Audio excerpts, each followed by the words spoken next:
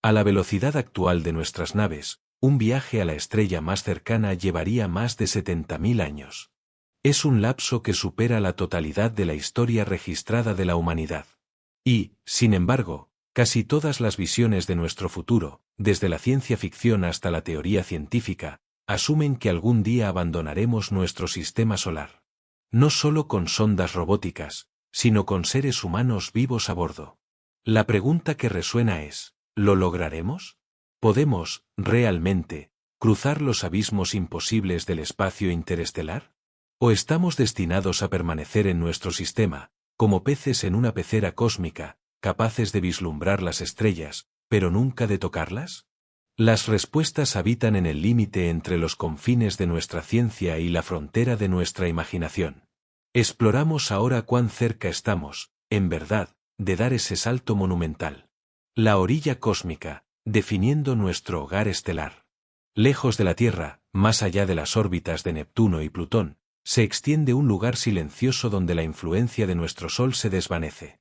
Marca una de las transiciones más significativas del cosmos. Aquí, el viento solar, un flujo constante de partículas cargadas, se ralentiza y se disipa en un viento de otra índole. El medio interestelar, una mezcla tenue de gas, polvo y rayos cósmicos que fluye entre las estrellas. Esta frontera, conocida como la heliopausa, es el umbral de la burbuja que rodea nuestro sistema solar, la heliosfera. Dentro de la heliosfera, el viento solar fluye a velocidades supersónicas, creando una protección parcial contra la dura radiación del espacio profundo. Pero a medida que se expande, choca con la presión del medio interestelar, ralentizándose drásticamente en el choque de terminación. Más allá, se encuentra la heliopausa, el punto donde el viento del Sol ya no puede retroceder, marcando la verdadera orilla de nuestro dominio estelar. Durante décadas, este límite fue solo una teoría. Ninguna nave espacial lo había cruzado. Su ubicación se modelaba y simulaba, pero seguía siendo un misterio inexplorado. Esto cambió con dos naves extraordinarias, Voyager 1 y Voyager 2. Lanzadas en 1977 con la misión de explorar los planetas exteriores, estas sondas continuaron su viaje, impulsadas por la inercia y alimentadas por baterías nucleares, adentrándose en lo desconocido. Se convirtieron en las lentas embajadoras de la humanidad hacia las estrellas. La Voyager 1 fue la primera en alcanzar la heliopausa. Cruzó la frontera invisible sin cámaras para registrar el momento, ni una alerta repentina que anunciara el paso. Las pistas llegaron a través de una serie de instrumentos. El detector de rayos cósmicos mostró una disminución de partículas solares y un aumento abrupto de rayos cósmicos interestelares, provenientes de estrellas explosivas. El magnetómetro detectó un cambio en la dirección y fuerza del campo magnético. Y el instrumento de ondas de plasma, que escucha el débil zumbido de las partículas cargadas, registró un aumento en la densidad del plasma, confirmando que la sonda había ingresado a un nuevo territorio. La Voyager 2 la siguió en noviembre de 2018, con un cruce aún más detallado, pues su instrumento de plasma seguía operativo. Sus datos coincidieron con los de su gemela, aunque la heliopausa parecía ligeramente más cercana, revelando que el límite no es una valla fija, sino una marea que respira y se desplaza. Más allá de la heliopausa reside el verdadero comienzo del espacio entre las estrellas. El medio interestelar, aunque increíblemente tenue, impregna la galaxia. Contiene el polvo de antiguas supernovas, el gas que forma nuevas estrellas y los campos eléctricos y magnéticos que se retuercen en la oscuridad. Es más frío, más denso y mucho más misterioso que el espacio dentro de nuestra burbuja solar. Las ondas Voyager, a miles de millones de kilómetros de la Tierra, continúan susurrando desde esta orilla cósmica. Sus señales tardan más de 16 horas en llegar a nosotros. Sus instrumentos envejecen, su energía se desvanece, pero siguen a la deriva, enviando informes desde el borde del alcance del Sol. La imagen que la mayoría tiene del sistema solar, 8 planetas ordenados alrededor del Sol, está incompleta. Mucho más allá de Neptuno, se extiende una vastedad insospechada. Tras Neptuno, a unas 30 veces la distancia Tierra-Sol, se encuentra el cinturón de Kuiper, un anillo de escombros helados, mucho más grande y frío que el cinturón de asteroides. Aquí residen Plutón y otros planetas enanos, junto a incontables cuerpos menores, fragmentos de los días primigenios del sistema solar. Algunos científicos sugieren la posible existencia de un planeta 9, cuya gravedad explicaría las extrañas órbitas de ciertos objetos en esta región.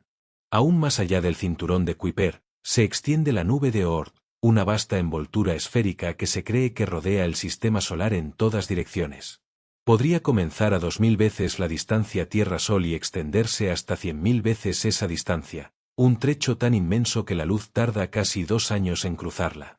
La nube de Oort es la fuente de muchos de los cometas de periodo largo que irrumpen repentinamente en nuestros cielos. Ninguna nave espacial la ha visitado, ningún telescopio la ha visto directamente. Nuestro conocimiento proviene de observar el comportamiento de estos cometas. Pero si existe, la nube de Oort podría albergar miles de millones, incluso billones de cuerpos helados, desde el tamaño de montañas hasta el de mundos.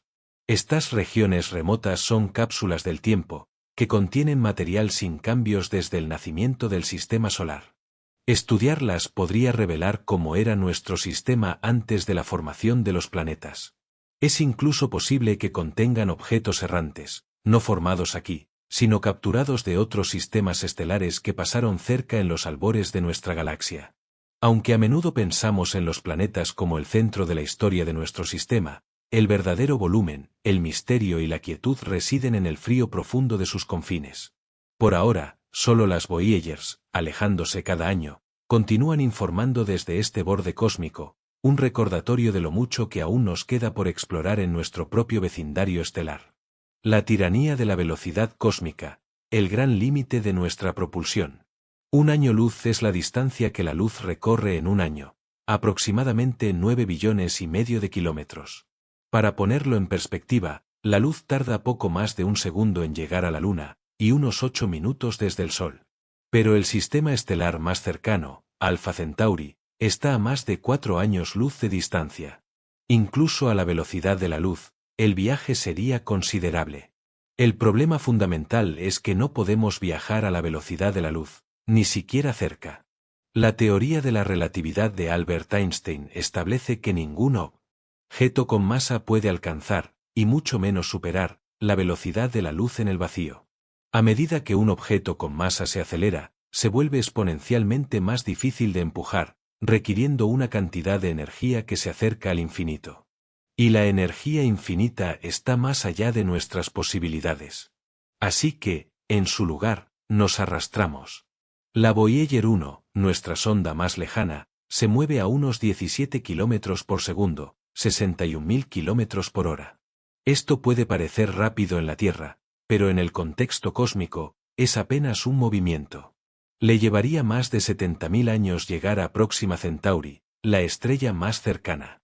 Aunque sondas más recientes, como la sonda solar Parker, han alcanzado velocidades superiores, casi 700.000 kilómetros por hora, al caer hacia el Sol, incluso a esa velocidad, el viaje a la estrella más cercana llevaría más de 6.000 años. Alcanzar solo el 1% de la velocidad de la luz, unos 3.000 kilómetros por segundo, nos llevaría más de 400 años a Próxima Centauri. Y eso, si pudiéramos acelerar a esa velocidad, algo que hoy es imposible. ¿Por qué es tan difícil? Gran parte de la razón es la energía. La velocidad y la energía están intrínsecamente ligadas. Cuanto más rápido se quiere ir, más energía se necesita. Pero la energía no se limita al combustible, también abarca cómo se transporta, se quema y lo que el motor es capaz de hacer. Los cohetes químicos actuales son extremadamente ineficientes para viajes de alta velocidad. Transportan su propio propulsor, y añadir más combustible incrementa el peso del cohete, lo que, a su vez, requiere más combustible para empujar ese combustible adicional. Es un círculo vicioso que aumenta la masa, pero apenas contribuye a la velocidad. Por eso, las naves espaciales queman la mayor parte de su combustible solo para despegar de la Tierra. Una vez en el espacio, se deslizan con poca o ninguna potencia, lo que es óptimo para misiones orbitales o a planetas cercanos, pero inútil para cruzar billones de kilómetros. El otro gran problema es la paciencia. Los seres humanos no estamos diseñados para viajes que duren siglos. Nuestras vidas son fugaces en comparación con el tiempo que lleva alcanzar otra estrella, incluso a una pequeña fracción de la velocidad de la luz.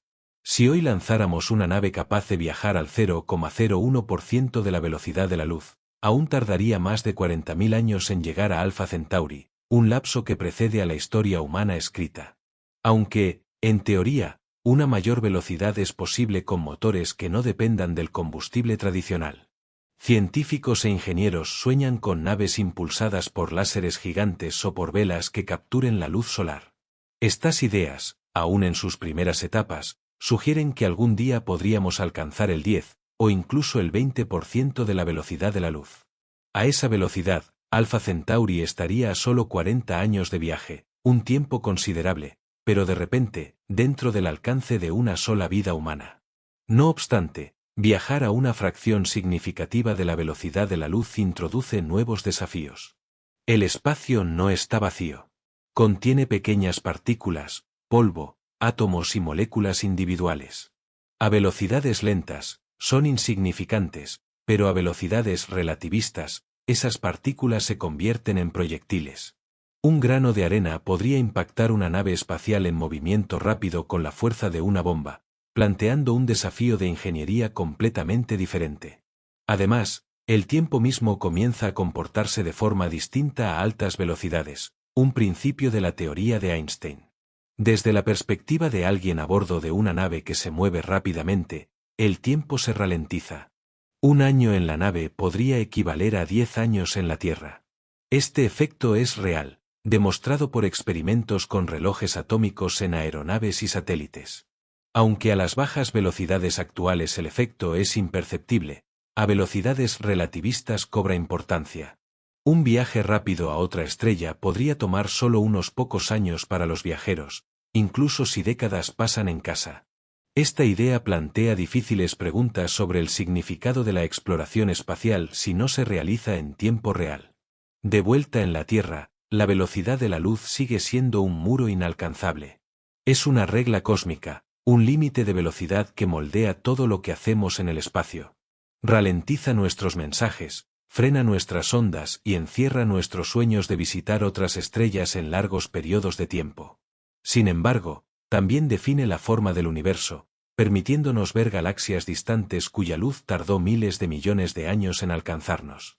Por ahora, nuestra mejor opción es seguir empujando los límites lentamente, motores más inteligentes, naves espaciales más ligeras, mejores sistemas de energía. Quizás no romperemos la velocidad de la luz, pero podemos reducir la brecha poco a poco, tal vez no en décadas, sino en siglos. Quizás algún día una sonda abandone la Tierra y llegue a otra estrella. Puede que no lleve humanos, y puede que no regrese, pero marcará el cruce de una barrera más real que cualquier frontera o muro. Significará que nos hemos movido, aunque lentamente, hacia la galaxia profunda. Hasta entonces, permanecemos, según los estándares cósmicos, casi inmóviles. La fragilidad humana en el vacío interplanetario. En diciembre de 1972, la misión Apolo 17 regresó de la Luna. Desde entonces, ningún ser humano ha viajado más lejos de la órbita terrestre baja. Durante más de 50 años, cada astronauta ha permanecido dentro de una burbuja ceñida alrededor de nuestro planeta, a solo unos pocos cientos de kilómetros de altura. A primera vista, resulta extraño. Contamos con computadoras más avanzadas, hemos enviado sondas al borde del sistema solar, y empresas privadas lanzan cohetes al espacio regularmente. Sin embargo, no hemos impulsado a las personas más allá de la órbita terrestre baja en medio siglo. La respuesta radica en una mezcla de costo, riesgo y objetivos cambiantes. Enviar humanos lejos de la Tierra es inmensamente difícil. El programa Apolo, aunque impresionante, fue una proeza única, no el inicio de un puente hacia el espacio a largo plazo. Tras los alunizajes, Estados Unidos se enfocó en otras prioridades. Apolo era caro, y la situación económica y política de principios de los 70, con la guerra de Vietnam y tensiones internas, dificultó la financiación de misiones que ya no parecían urgentes. El gran desafío nacional de vencer a los soviéticos en la Luna había terminado. La siguiente gran idea fue el transbordador espacial, concebido para ser reutilizable y abaratar los viajes espaciales. En la práctica, se convirtió en un vehículo complejo y costoso, que marcó la dirección de la NASA durante décadas, centrándose en construir y apoyar estaciones espaciales en órbita terrestre baja, como la Mir y la Estación Espacial Internacional. Estas misiones ayudaron a comprender cómo el cuerpo humano reacciona a los viajes espaciales prolongados, pero mantuvieron a los astronautas confinados cerca de la Tierra. El espacio profundo quedó reservado para la exploración robótica. Los desafíos de enviar personas más lejos nunca desaparecieron. El espacio profundo no solo implica mayores distancias, conlleva peligros distintos. La radiación se convierte en un problema primordial. El campo magnético de la Tierra nos protege de gran parte de la radiación espacial, pero una vez que se abandona la órbita terrestre baja, los astronautas quedan expuestos a partículas de alta energía provenientes del Sol y del espacio profundo. Las partículas solares, aunque no siempre abundantes, pueden dispararse en cantidades masivas durante las llamaradas solares o las eyecciones de masa coronal. Estas tormentas solares pueden ser peligrosas, incluso mortales, si no se está protegido. En la Estación Espacial Internacional, la tripulación, aún bajo la influencia del campo magnético terrestre, cuenta con blindaje y áreas con protección adicional. Pero en una misión larga a Marte o al espacio profundo, no hay retirada rápida. Los planes de misión suelen incluir un pequeño refugio blindado, una caja de paredes gruesas hecha de plástico o tanques de agua, donde la tripulación puede esconderse durante una tormenta, aunque esto añade masa, siempre un problema crítico. Los rayos cósmicos galácticos son una amenaza aún mayor. Originados fuera de nuestro sistema solar por supernovas y agujeros negros, estas partículas viajan durante millones de años y golpean con energía extrema. Son menos numerosos que las partículas solares, pero mucho más potentes, capaces de dañar células humanas, ADN y aumentar el riesgo de cáncer. Penetran la mayoría de las paredes de las naves espaciales. El blindaje ayuda, pero no lo suficiente.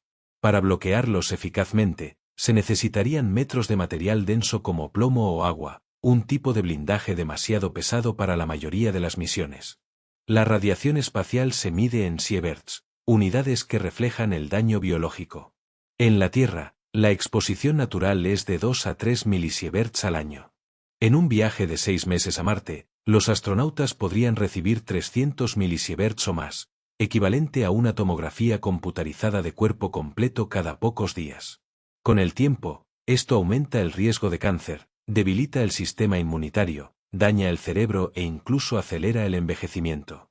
Los robots exploradores no se ven afectados por la radiación, sus componentes electrónicos pueden endurecerse, no contraen cáncer, y simplemente funcionan o fallan. Pero los humanos son diferentes. Nuestros cuerpos dependen de entornos estables.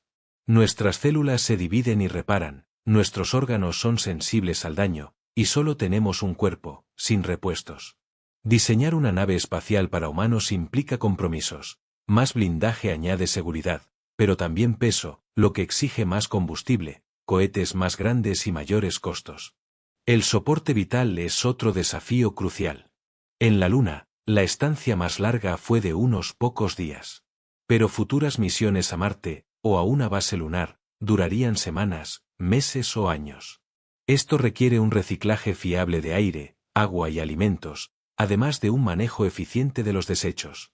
Los sistemas deben ser casi perfectos, ya que un solo fallo podría ser fatal.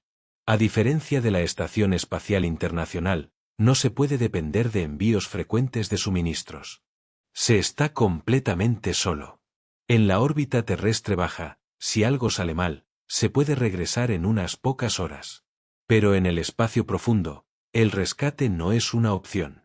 Una misión a Marte, por ejemplo, tardaría meses solo en llegar. Si algo se rompe a mitad de camino, no hay vuelta atrás. La nave espacial debe ser totalmente autosuficiente. Las personas a bordo necesitan resolver problemas sin ayuda externa. Este nivel de redundancia y seguridad tiene un costo enorme. El cohete Saturno V, que llevó a Apolo a la Luna, fue el más potente jamás construido, pero no estaba diseñado para ser reutilizado. Cada lanzamiento costaba cientos de millones de dólares. Reconstruir algo así desde cero llevaría años y posiblemente decenas de miles de millones. Durante décadas después de Apolo, nadie estuvo dispuesto a gastar esa cantidad. Las agencias espaciales optaron por misiones robóticas, que eran más baratas, seguras y podían llegar más lejos. Sondas como Voyager, Galileo, Cassini o Curiosity nos enseñaron sobre planetas y lunas sin necesitar oxígeno ni comida, y sin riesgo de vidas humanas. Ahora, las cosas están cambiando de nuevo. La NASA ha construido un nuevo cohete, el Sistema de Lanzamiento Espacial. Empresas privadas como SpaceX están desarrollando sus propios sistemas de lanzamiento pesado. Se planifica el regreso a la Luna con Artemisa. Pero incluso esto es solo el comienzo de la larga escalada hacia el viaje espacial profundo. Estas misiones siguen enfrentándose a los mismos límites severos: radiación, combustible, soporte vital, distancia, tiempo. La razón por la que no hemos abandonado la órbita terrestre baja en tanto tiempo no es la pérdida del sueño explorador. Cada misión más allá de la burbuja protectora de la Tierra es un viaje de alto riesgo hacia lo desconocido. Y hasta que construyamos sistemas que puedan manejar todo ese riesgo de manera confiable, repetida y asequible, no viajaremos demasiado lejos de casa. Sueños de propulsión, más allá de los cohetes químicos. En el corazón de cada cohete químico, una cámara de combustión mezcla y quema combustible y oxidante a alta presión, expulsando gases calientes por una tobera para crear empuje. Pero este proceso tiene límites infranqueables. La presión no puede aumentar indefinidamente, y los materiales deben soportar calor y estrés extremos. Forzarlos demasiado resultaría en la fusión, el agrietamiento o la explosión. Aunque los ingenieros han trabajado décadas para mejorar aleaciones y sistemas de enfriamiento, el rendimiento sigue confinado a un rango estrecho. La velocidad máxima que un cohete puede alcanzar no solo depende de la cantidad de combustible, sino de la rapidez con que el motor puede expulsarlo. Esta es la velocidad de escape. Los cohetes químicos más avanzados alcanzan un máximo de 4 a 5 km por segundo. Cuando se agota el combustible, el impulso cesa. Esto significa que a menudo más del 90% del peso total de un cohete es combustible. El Saturno V, que llevaba astronautas a la Luna, pesaba más de 3.000 toneladas con el combustible lleno, pero la nave espacial real apenas unas pocas decenas de toneladas. Los cohetes modernos, como el Falcon Heavy o los que impulsarán Artemisa, siguen estas mismas reglas básicas. El rendimiento de la propulsión química se estanca porque solo se puede extraer una cantidad limitada de energía de los ENLAC. Es químicos. El impulso específico, una medida de la eficiencia del motor, se limita a unos 450 segundos para los mejores motores de combustible líquido.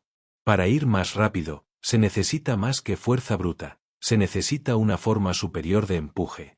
Por ello, los ingenieros han estudiado la propulsión eléctrica, los motores iónicos e incluso los sistemas de propulsión nuclear. Estos métodos no queman combustible de la misma manera. En lugar de calor y presión, utilizan campos eléctricos o reacciones nucleares para lanzar partículas a velocidades mucho mayores, lo que los hace mucho más eficientes.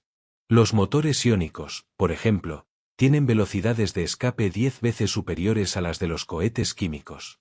Sin embargo, su principal desventaja es que apenas generan empuje. No pueden levantar nada del suelo, solo son útiles una vez en el espacio, y aún así, tardan semanas o meses en acelerar.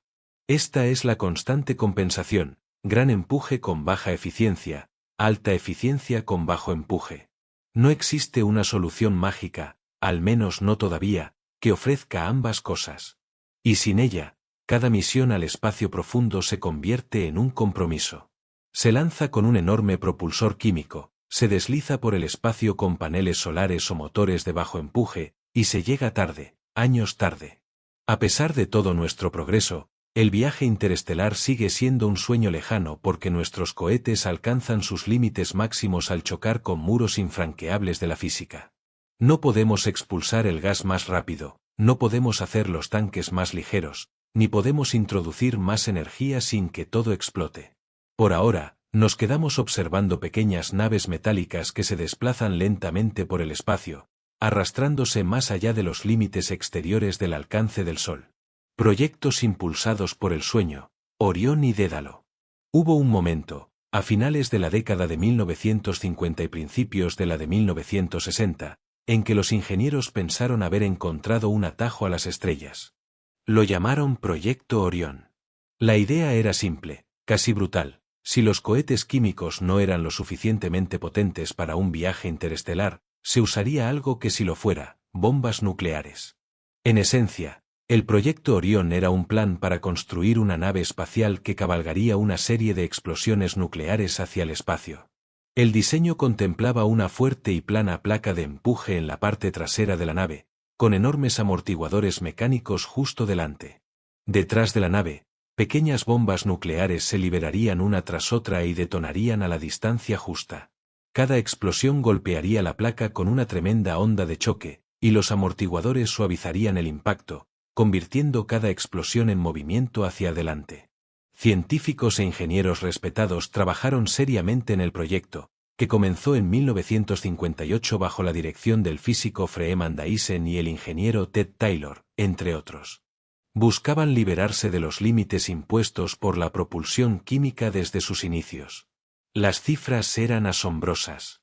Una nave Orión bien diseñada, impulsada por cientos o miles de pequeñas bombas nucleares, podría alcanzar velocidades que los cohetes químicos solo podían soñar. Algunos diseños apuntaban al 3, 5 o incluso al 10% de la velocidad de la luz.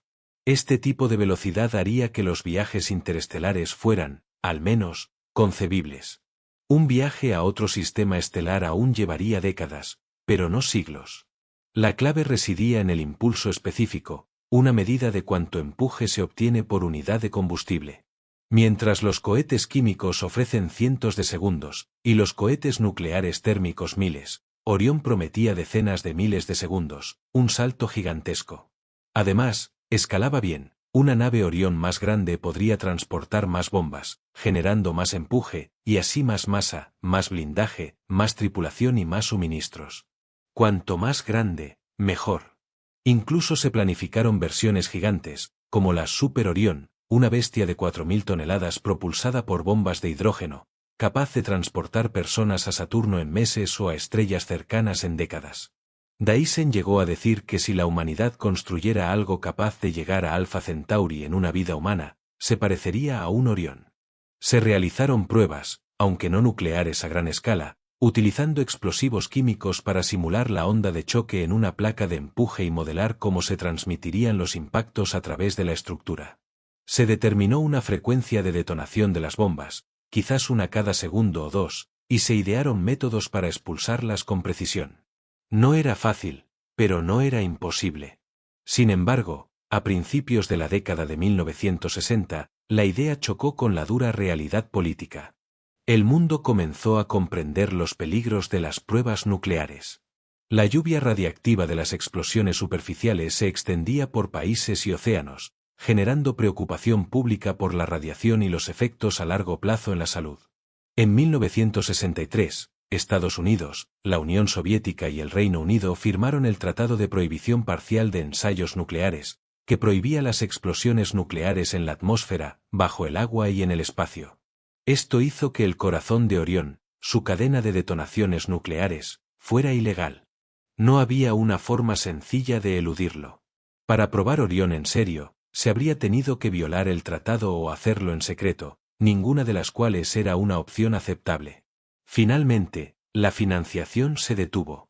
El proyecto Orión pasó a la historia, pero la idea de la propulsión nuclear por pulsos nunca desapareció por completo. En teoría, funciona. Nada en las leyes de la física lo impide. Simplemente choca de frente con las realidades de la política, la seguridad y el temor público.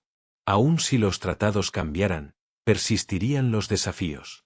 Cada pulso nuclear crearía un destello de partículas de alta energía que podría dañar la nave o la electrónica. La onda de choque sería difícil de controlar. La larga cadena de explosiones perfectamente sincronizadas requeriría una precisión extrema. Y las propias bombas, dispositivos nucleares en miniatura, plantearían interrogantes sobre el almacenamiento, el armado y la detonación accidental. Aún así, Orión demostró que existe una forma, en teoría, de construir una nave que podría abandonar el sistema solar en una vida humana. No dependería de cohetes químicos lentos o propulsores eléctricos que tardan años en ganar velocidad. Dependería de la potencia bruta, una energía brutal y sin filtrar. Algunos han sugerido alternativas modernas, como usar bombas de fusión en lugar de fisión, o construirlo en el espacio, lejos de la Tierra. Otros proponen diseños como Medusa, donde una vela gigante capta la explosión, lo que podría reducir la tensión en la estructura. Estas son solo ideas por ahora, ninguna nación las está construyendo seriamente. Pero la lección de Orión sigue siendo importante, muestra la magnitud de la brecha entre lo que deseamos y lo que podemos construir. Queremos llegar a las estrellas, pero nuestras herramientas son débiles. Orión ofreció algo que se sentía real, aunque solo por un momento, una máquina que no se arrastraría por el espacio, sino que se impulsaría con un ritmo atronador de soles artificiales. Las consecuencias políticas del siglo XX cerraron la puerta a Orión, y quizás con razón.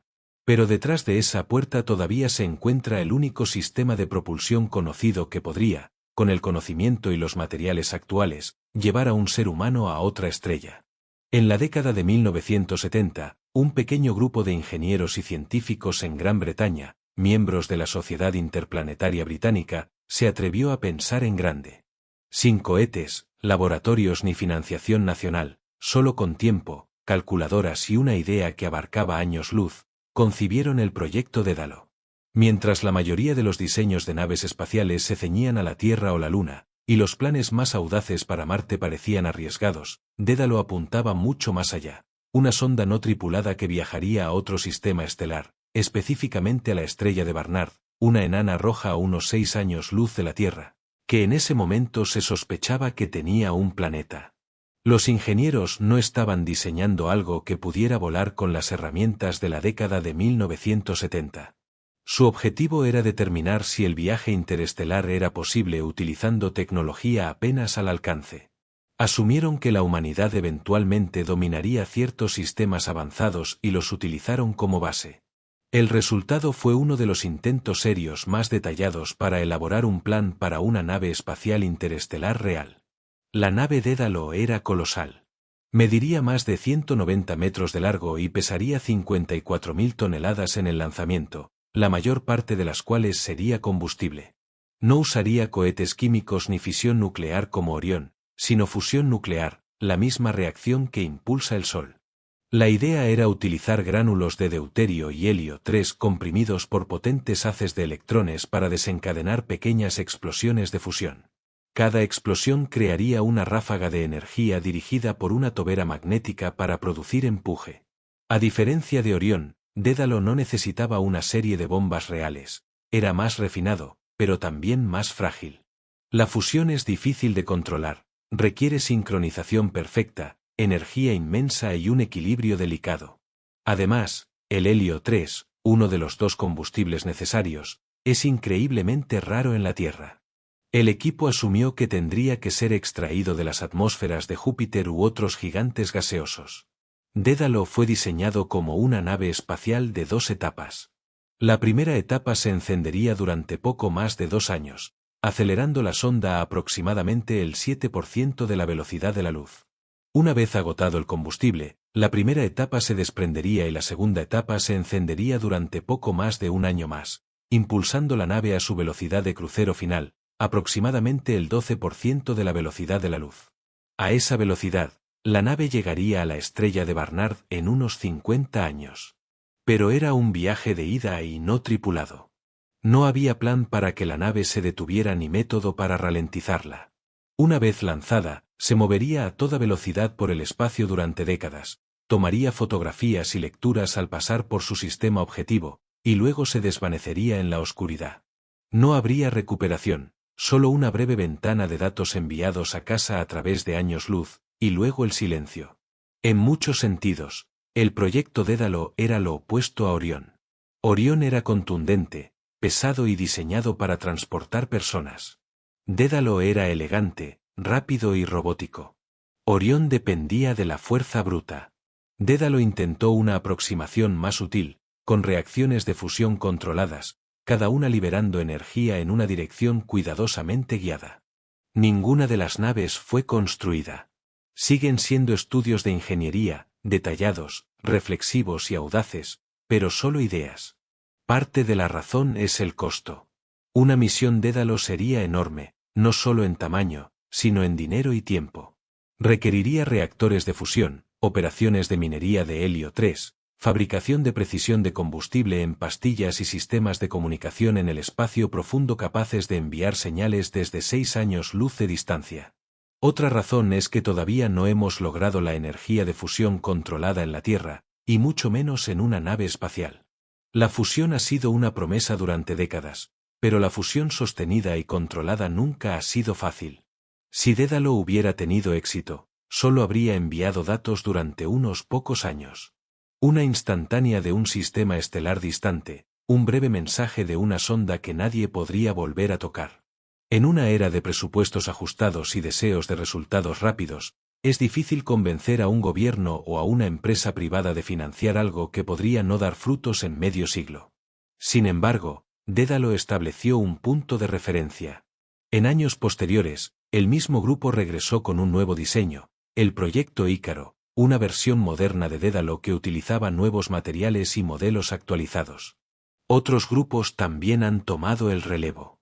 Conceptos como Breakthrough Starshot, aunque con diferentes tecnologías y objetivos, buscan enviar diminutas ondas impulsadas por láser a Alpha Centauri a una fracción significativa de la velocidad de la luz. Pero Dédalo sigue siendo uno de los mapas de carreteras más claros para el vuelo estelar real. Imaginaba una nave construida en el espacio, iluminada por fusión, deslizándose a una velocidad tremenda a través del vacío entre estrellas. No para colonizar, simplemente para ir, para ver, para saber. El dilema de la propulsión nuclear térmica. La propulsión nuclear térmica, o NTP, se ha estudiado desde los primeros días de la carrera espacial. El concepto es relativamente simple. Un reactor nuclear calienta hidrógeno líquido a miles de grados y lo expulsa por una tobera, creando empuje. A diferencia de los cohetes químicos, que dependen de reacciones exotérmicas, los motores NTP utilizan la fisión nuclear para generar calor intenso, que se transfiere directamente al propulsor. Esta configuración produce un impulso específico mucho mayor, casi el doble que un cohete químico tradicional. Para misiones más allá de la órbita terrestre, especialmente a Marte o al sistema solar exterior, esa eficiencia extra podría marcar una gran diferencia, acortando los tiempos de viaje y permitiendo llegar con más suministros. A diferencia de los cohetes químicos, la NTP no necesita oxidantes pesados, y a diferencia de ideas más futuristas, como la propulsión de fusión o la antimateria, los motores nucleares térmicos ya han sido construidos y probados. En las décadas de 1960 y 70, bajo programas como el NERVA de la NASA, se probaron motores NTP a gran escala en tierra en Nevada. Funcionaron. Eran potentes y eficientes, y cumplieron o superaron sus objetivos de diseño. Los ingenieros aprendieron a manejar el calor, a construir los reactores y a proteger los sistemas. Sobre el papel, estábamos listos para el viaje al espacio profundo. Pero las pruebas se detuvieron, la marea política cambió, y la financiación se agotó. Incluso ahora, décadas después, la propulsión nuclear térmica sigue estancada.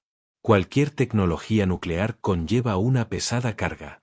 La idea de lanzar un cohete con un reactor nuclear activo a bordo, especialmente desde la Tierra, despierta profundos temores.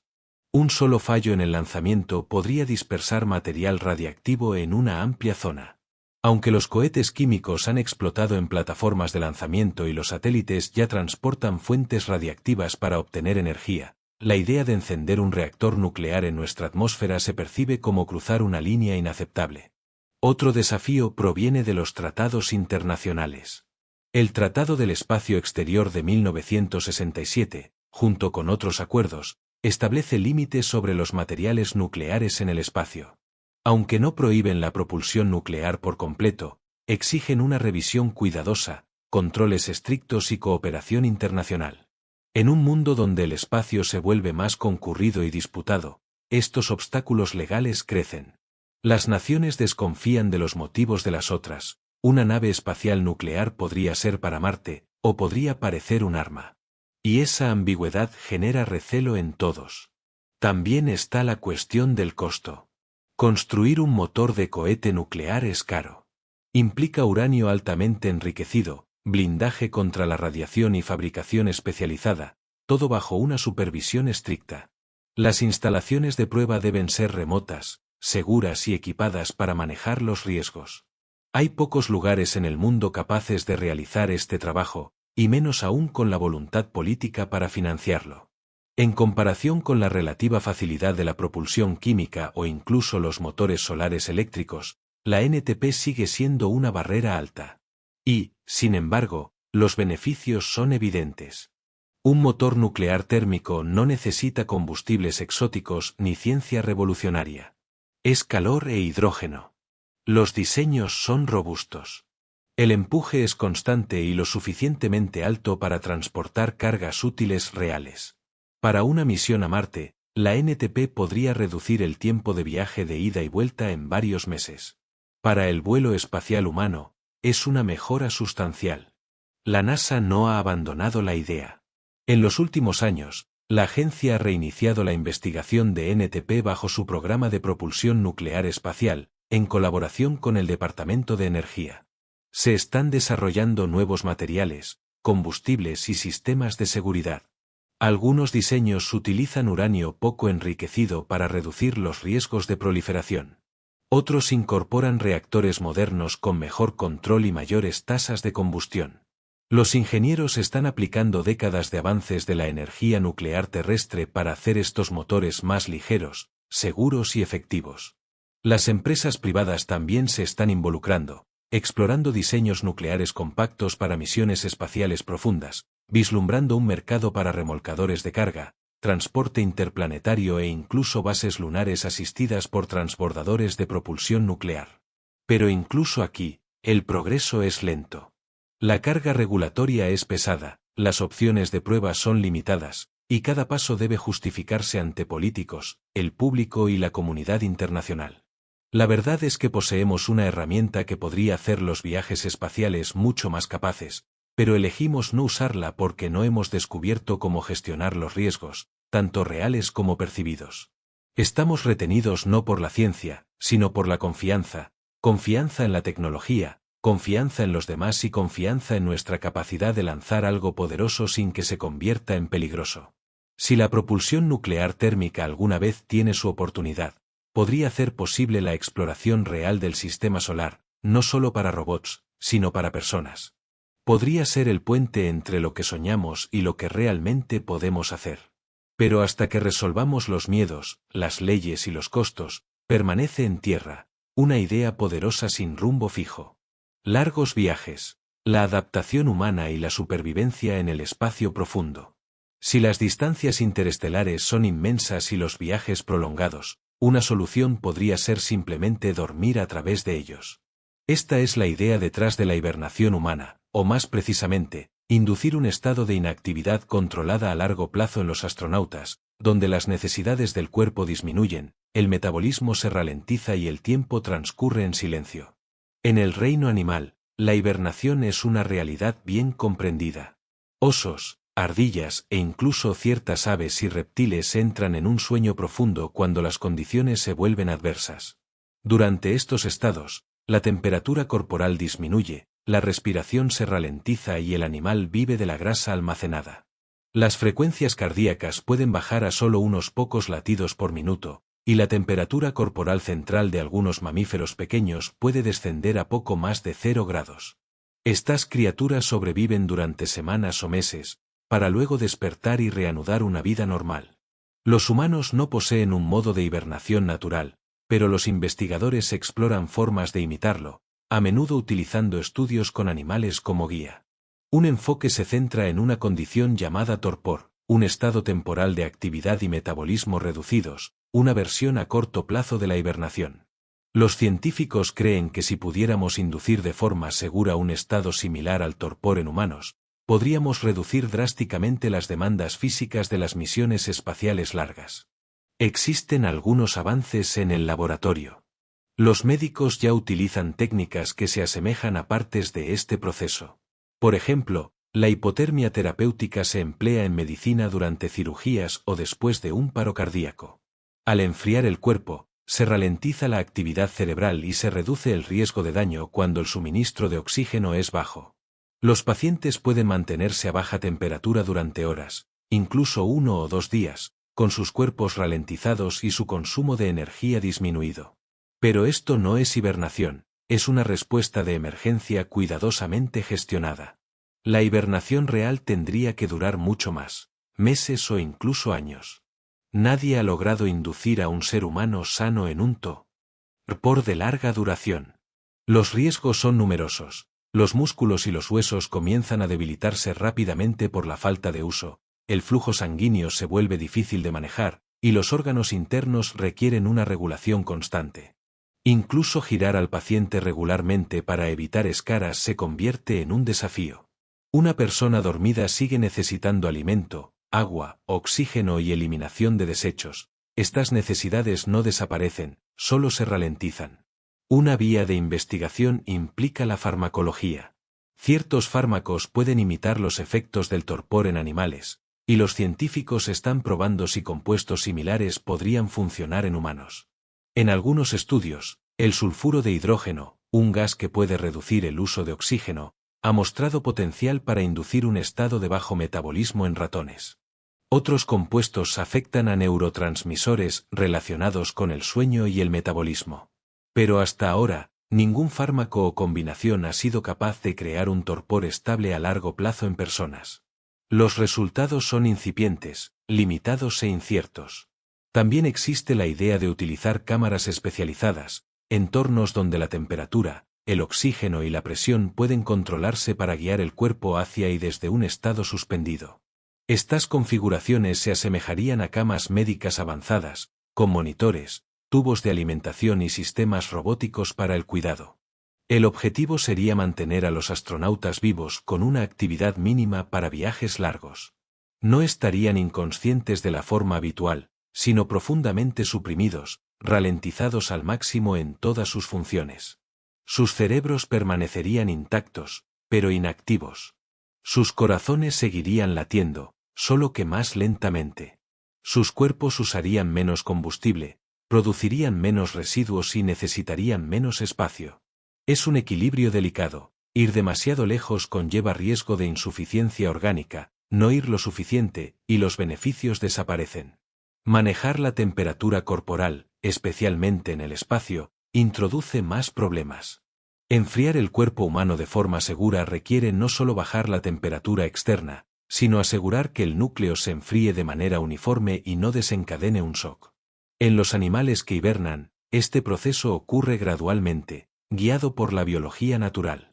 En los humanos, tiene que ser controlado minuto a minuto con la tecnología vigilando cada cambio. E incluso si se resuelve la parte biológica, persisten problemas prácticos. La ingravidez causa atrofia muscular y adelgazamiento óseo.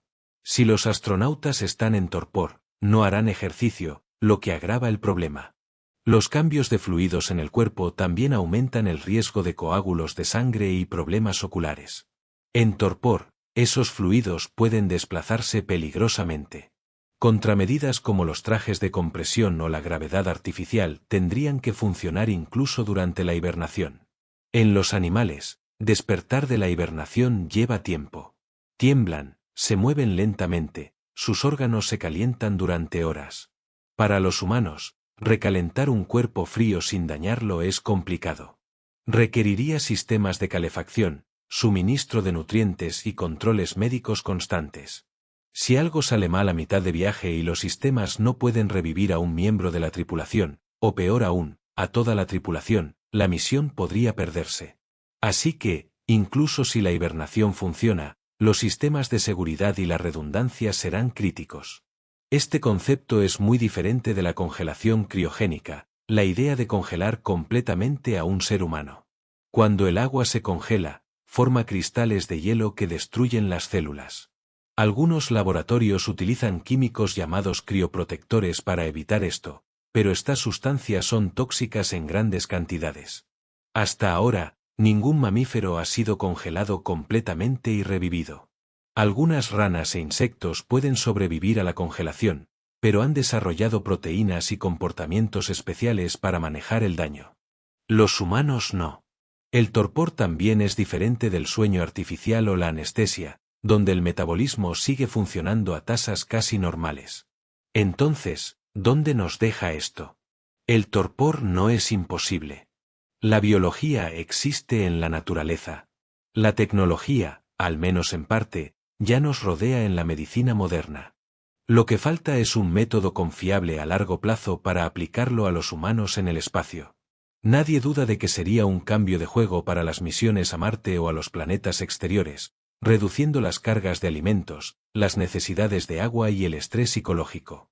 Para misiones más allá del sistema solar, podría ser la única forma de hacer posible el viaje.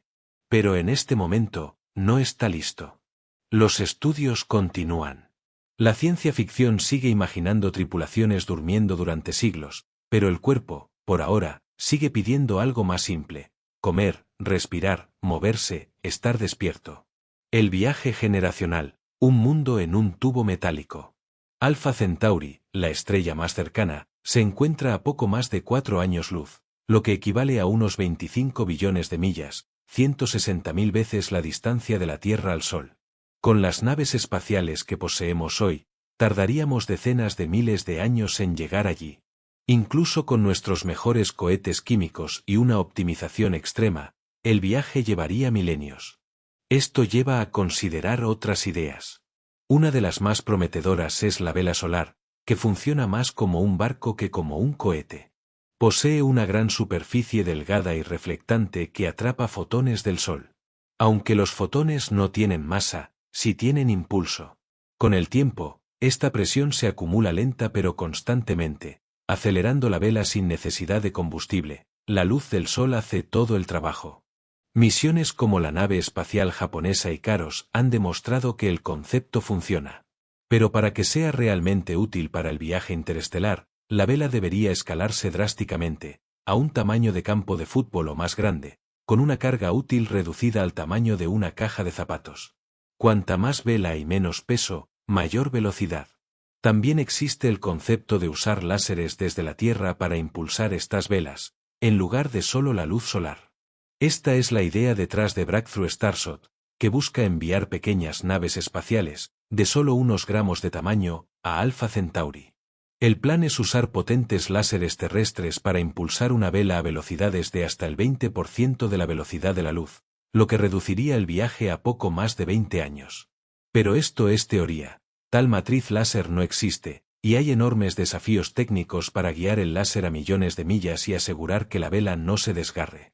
Incluso si funciona, la carga útil sería extremadamente limitada, solo una cámara del tamaño de un chip y una fuente de energía, sin posibilidad de enviar personas o un módulo. De aterrizaje robótico tradicional. Las velas solares más realistas, construidas con materiales actuales y propulsadas solo por el Sol, no alcanzarían esas velocidades. Las mejores proyecciones sugieren unos pocos cientos de kilómetros por segundo, mucho más rápido que los cohetes químicos, pero aún una fracción mínima de la velocidad de la luz. Esto reduciría los tiempos de viaje a Alpha Centauri de 70.000 a quizás 5.000 o 10.000 años, una mejora considerable, pero aún muy lejos de una vida humana. Implicaría una misión que abarcaría decenas o cientos de generaciones.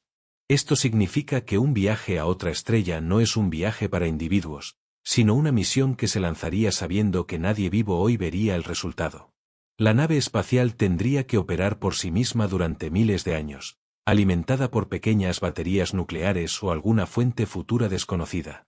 Su software necesitaría sobrevivir a fallos, radiación y polvo cósmico. Sus antenas necesitarían apuntar perfectamente hacia la Tierra a través de billones de millas para enviar una señal de regreso. Y la Tierra misma tendría que estar escuchando, quizás siglos en el futuro. Si el viaje lleva 10.000 años o más, cualquier misión es robótica o generacional. O enviamos máquinas que duran más que las civilizaciones, o enviamos personas que viven y mueren en el camino, transmitiendo la misión a sus hijos. Las naves estelares generacionales son una idea familiar en la ficción, pero su realidad es mucho más compleja. El peaje psicológico de un viaje eterno. En un escenario de tripulación pequeña, el aislamiento es extremo. Incluso en las misiones espaciales modernas a bordo de la Estación Espacial Internacional, donde las estancias duran solo 6 meses, los astronautas enfrentan una considerable tensión mental. Están aislados de los ritmos naturales de la Tierra, El entorno social es limitado y las pequeñas irritaciones pueden escalar con el tiempo. En un viaje que podría durar miles de años, ese aislamiento se transforma en algo mucho más complejo. Para una pequeña tripulación, la idea de regresar a casa se desvanece. La Tierra, tal como la conocen, habrá desaparecido mucho antes de la mitad del camino. Estarían volando hacia un futuro donde ninguna parte de su mundo natal existirá de forma familiar. Sin contacto exterior, esa tripulación se convertiría en un bucle social, emocional y culturalmente cerrado. Los mensajes de la Tierra llegarían con retrasos crecientes, y eventualmente, perderían todo sentido. Una sola transmisión de radio desde la Tierra tardaría más de 4 años en llegar incluso a los sistemas estelares más cercanos. Después de solo unos pocos siglos, la tripulación recibiría mensajes de un planeta y una sociedad que ya no podrían comprender o con los que no podrían relacionarse. Finalmente, los mensajes dejarían de llegar por completo.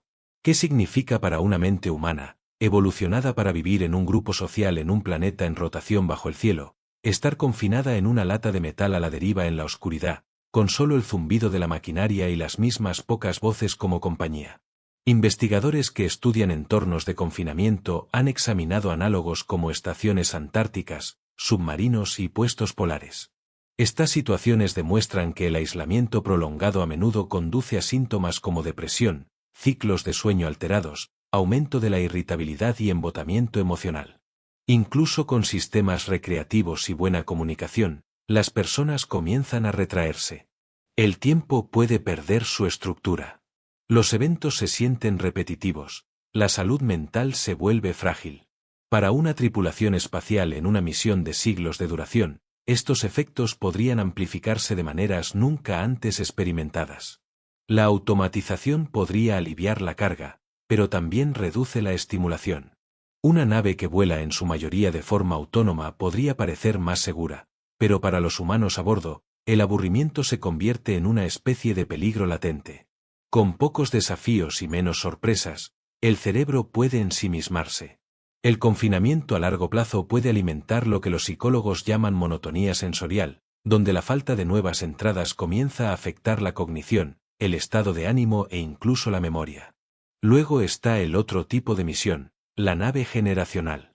En lugar de una pequeña tripulación que soporta un vuelo imposiblemente largo, se envía un gran número de personas en un viaje de ida en el que ellos y sus descendientes vivirán, se reproducirán y morirán a bordo de la nave durante cientos de generaciones. Este modelo, a menudo imaginado como un hábitat giratorio masivo con un ecosistema cerrado, evita la necesidad de animación suspendida o siglos de aburrimiento, simplemente aceptando que la tripulación original nunca verá el destino. En cierto modo, el concepto de nave generacional es más realista, al menos culturalmente. La gente a bordo de una nave así no estaría esperando, estaría viviendo. La nave se convertiría en su mundo. Tendrían escuelas, familias, tradiciones y, eventualmente, sistemas sociales enteros que se desarrollarían de forma independiente. Pero esto trae consigo su propio conjunto de desafíos. ¿Qué le sucede a la identidad en una nave así? La primera generación sabe que vino de la Tierra. Quizás la segunda y la tercera se críen con ese conocimiento. Pero después de unos pocos cientos de años, se vuelve abstracto, un mito, un lugar en los libros de historia o en los registros digitales. Las personas nacidas a bordo no se sentirían como pasajeros, se sentirían como ciudadanos de un mundo sellado. El destino, Alpha Centauri o Próxima B, sería solo otro mito. Si todo va bien, sus descendientes llegarán. Pero para los que viven en la mitad de la línea de tiempo, la nave es todo lo que han conocido. Este largo periodo intermedio presenta riesgos únicos. La motivación podría desvanecerse, la deriva cultural podría conducir a la apatía o la resistencia hacia la misión misma. A lo largo de las generaciones, los sistemas de creencias podrían cambiar. Quizás algunas facciones quieran dar la vuelta a la nave o abandonar la misión por completo y permanecer en el espacio profundo, considerando la misión irrelevante. Algunas sociedades podrían perder de vista por completo los objetivos de la misión, tratando las instrucciones de la Tierra como fábulas antiguas. Mantener a una tripulación emocional y socialmente alineada durante milenios podría requerir formas de ingeniería cultural que nunca hemos intentado. Un enfoque podría ser institucionalizar la misión, convertirla en una especie de religión o ideología unificadora. Rituales, símbolos y mitos de origen podrían mantener el destino significativo a lo largo de los siglos. Pero esto tiene sus propios riesgos. Los sistemas de creencias pueden evolucionar de formas impredecibles, pueden volverse rígidos, exclusivos u opresivos, y también pueden fragmentarse. Cismas y luchas políticas a bordo de un ecosistema sellado podrían desestabilizar la vida a bordo y conducir a disputas por recursos, fallas en la autoridad o incluso violencia. Otro desafío importante es la estabilidad de la población. En una nave destinada a operar durante miles de años, incluso pequeñas desviaciones en la tasa de natalidad, la tasa de mortalidad o los resultados de la atención médica pueden, con el tiempo, dar lugar a grandes oscilaciones. La superpoblación agota los recursos. La subpoblación conduce a cuellos de botella genéticos o escasez de mano de obra. El bienestar psicológico está directamente ligado a estas presiones. Una sociedad que vive en la escasez tiende a volverse ansiosa, reacia al riesgo y, a veces, agresiva. Una sociedad que está demasiado cómoda podría volverse complaciente o perder su sentido de propósito. Una nave con una población fija y un acervo genético limitado debe gestionar la reproducción con cuidado. ¿Quién puede tener hijos y cuándo? ¿Quién decide? ¿Qué sucede cuando los deseos personales entran en conflicto con las necesidades comunitarias? Estas preguntas, si no se resuelven, pueden desgarrar una sociedad. Las relaciones humanas son complicadas. Incluso en la Tierra, donde tenemos espacio, privacidad y escape, en una nave generacional, la privacidad es mínima y el entorno social está fuertemente restringido. Los celos, la exclusión y las dinámicas de poder podrían adoptar nuevas formas bajo tanta presión. Cada generación debe aprender no solo cómo funciona la nave, sino por qué existe. Habilidades técnicas, sí, pero también historia, valores y la frágil verdad de que son parte de un puente, no un punto final. Y esta educación debe ser adaptable. A lo largo de los siglos, la tecnología de la nave puede cambiar a través de la reparación, la improvisación o la innovación. Los valores culturales pueden evolucionar. El lenguaje mismo podría derivar. La capacidad de mantener a la tripulación socialmente coherente al mismo tiempo que permite el crecimiento y el cambio es un equilibrio que pocas sociedades han logrado mantener durante mucho tiempo. También está el tema del duelo. No solo el duelo personal, sino el duelo cultural. La gente en una misión de 10.000 años se despide de la Tierra de una manera profunda y permanente. Para las primeras generaciones, puede haber un anhelo por el hogar que dejaron atrás. Para las generaciones posteriores, puede haber una sensación de pérdida por su origen o confusión sobre lo que ese origen siquiera significaba. Para las últimas generaciones, llegar al destino puede parecer llegar a un lugar al que nunca estuvieron destinados a ir. Mantener la resiliencia psicológica a lo largo de este viaje es un desafío enorme. Los humanos necesitan historias, metas e identidades para seguir adelante. Una misión de 10.000 años lleva todo eso al límite. Ya sea que la tripulación sea de 20 personas o de 20.000, los riesgos psicológicos son profundos. Más que cualquier otra parte de la misión, pueden ser los más difíciles de diseñar. Un ecosistema sellado, la biosfera de la nave estelar. Una nave estelar construida para generaciones es un ecosistema, una pequeña versión cerrada de la Tierra, aislada de cualquier ayuda externa. El soporte vital de ciclo cerrado es el término técnico para lo que necesitaría ese tipo de nave. Todo lo que la gente come, bebe y respira tiene que ser reutilizado. No hay nave de suministro que llegue con verduras frescas. No hay eliminación de residuos externos, no hay tanque de agua de respaldo. En la Tierra, la naturaleza hace todo este trabajo de forma invisible. Las plantas reciclan el dióxido de carbono en oxígeno. Los microbios descomponen los desechos en nutrientes. La lluvia filtra el agua. En una nave, todos estos sistemas deben construirse, monitorearse y mantenerse funcionando indefinidamente. El primer intento significativo de explorar esto en la Tierra fue la Biosfera 2. A principios de la década de 1990, 8 personas se encerraron dentro de una enorme estructura de vidrio en el desierto de Arizona. Tenía un mini océano, una selva tropical, una sabana y una granja. El objetivo era vivir de la tierra del interior, reciclando agua, aire y nutrientes sin ayuda del mundo exterior. Se suponía que sería un pequeño mundo autosuficiente. No salió bien. A los pocos meses, los niveles de oxígeno comenzaron a bajar.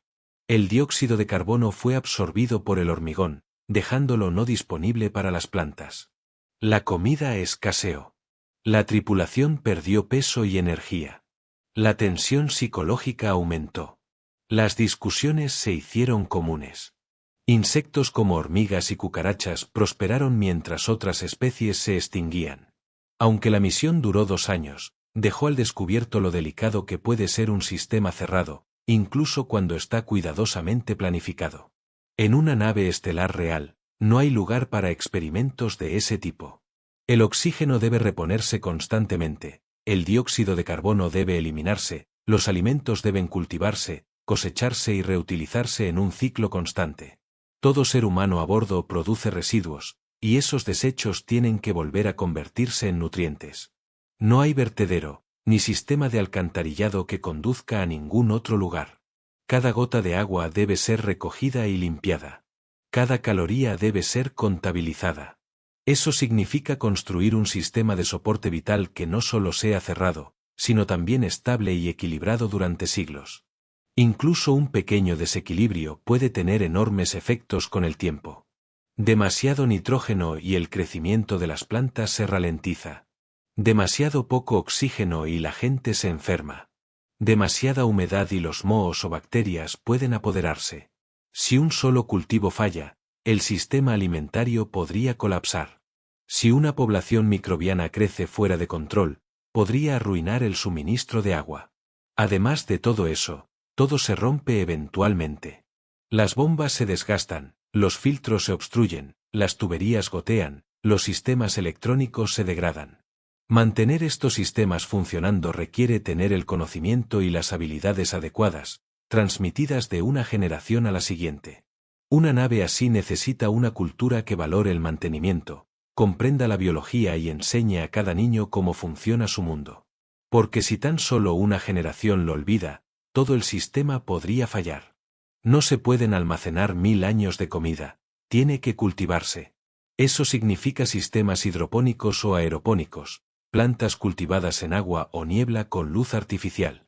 También significa reciclar los desechos humanos en fertilizante. Esto es biológicamente sólido, pero culturalmente complejo. En la Tierra, muchas sociedades tienen tabúes sobre los residuos. En una nave estelar, esos tabúes deben ser reconsiderados. Lo que antes era basura se convierte en un recurso. La proteína es especialmente difícil de manejar. El ganado tradicional requiere de demasiado espacio y comida. Los insectos son una solución probable, son ricos en proteínas, crecen rápidamente y pueden criarse con restos. Las algas son otra posibilidad.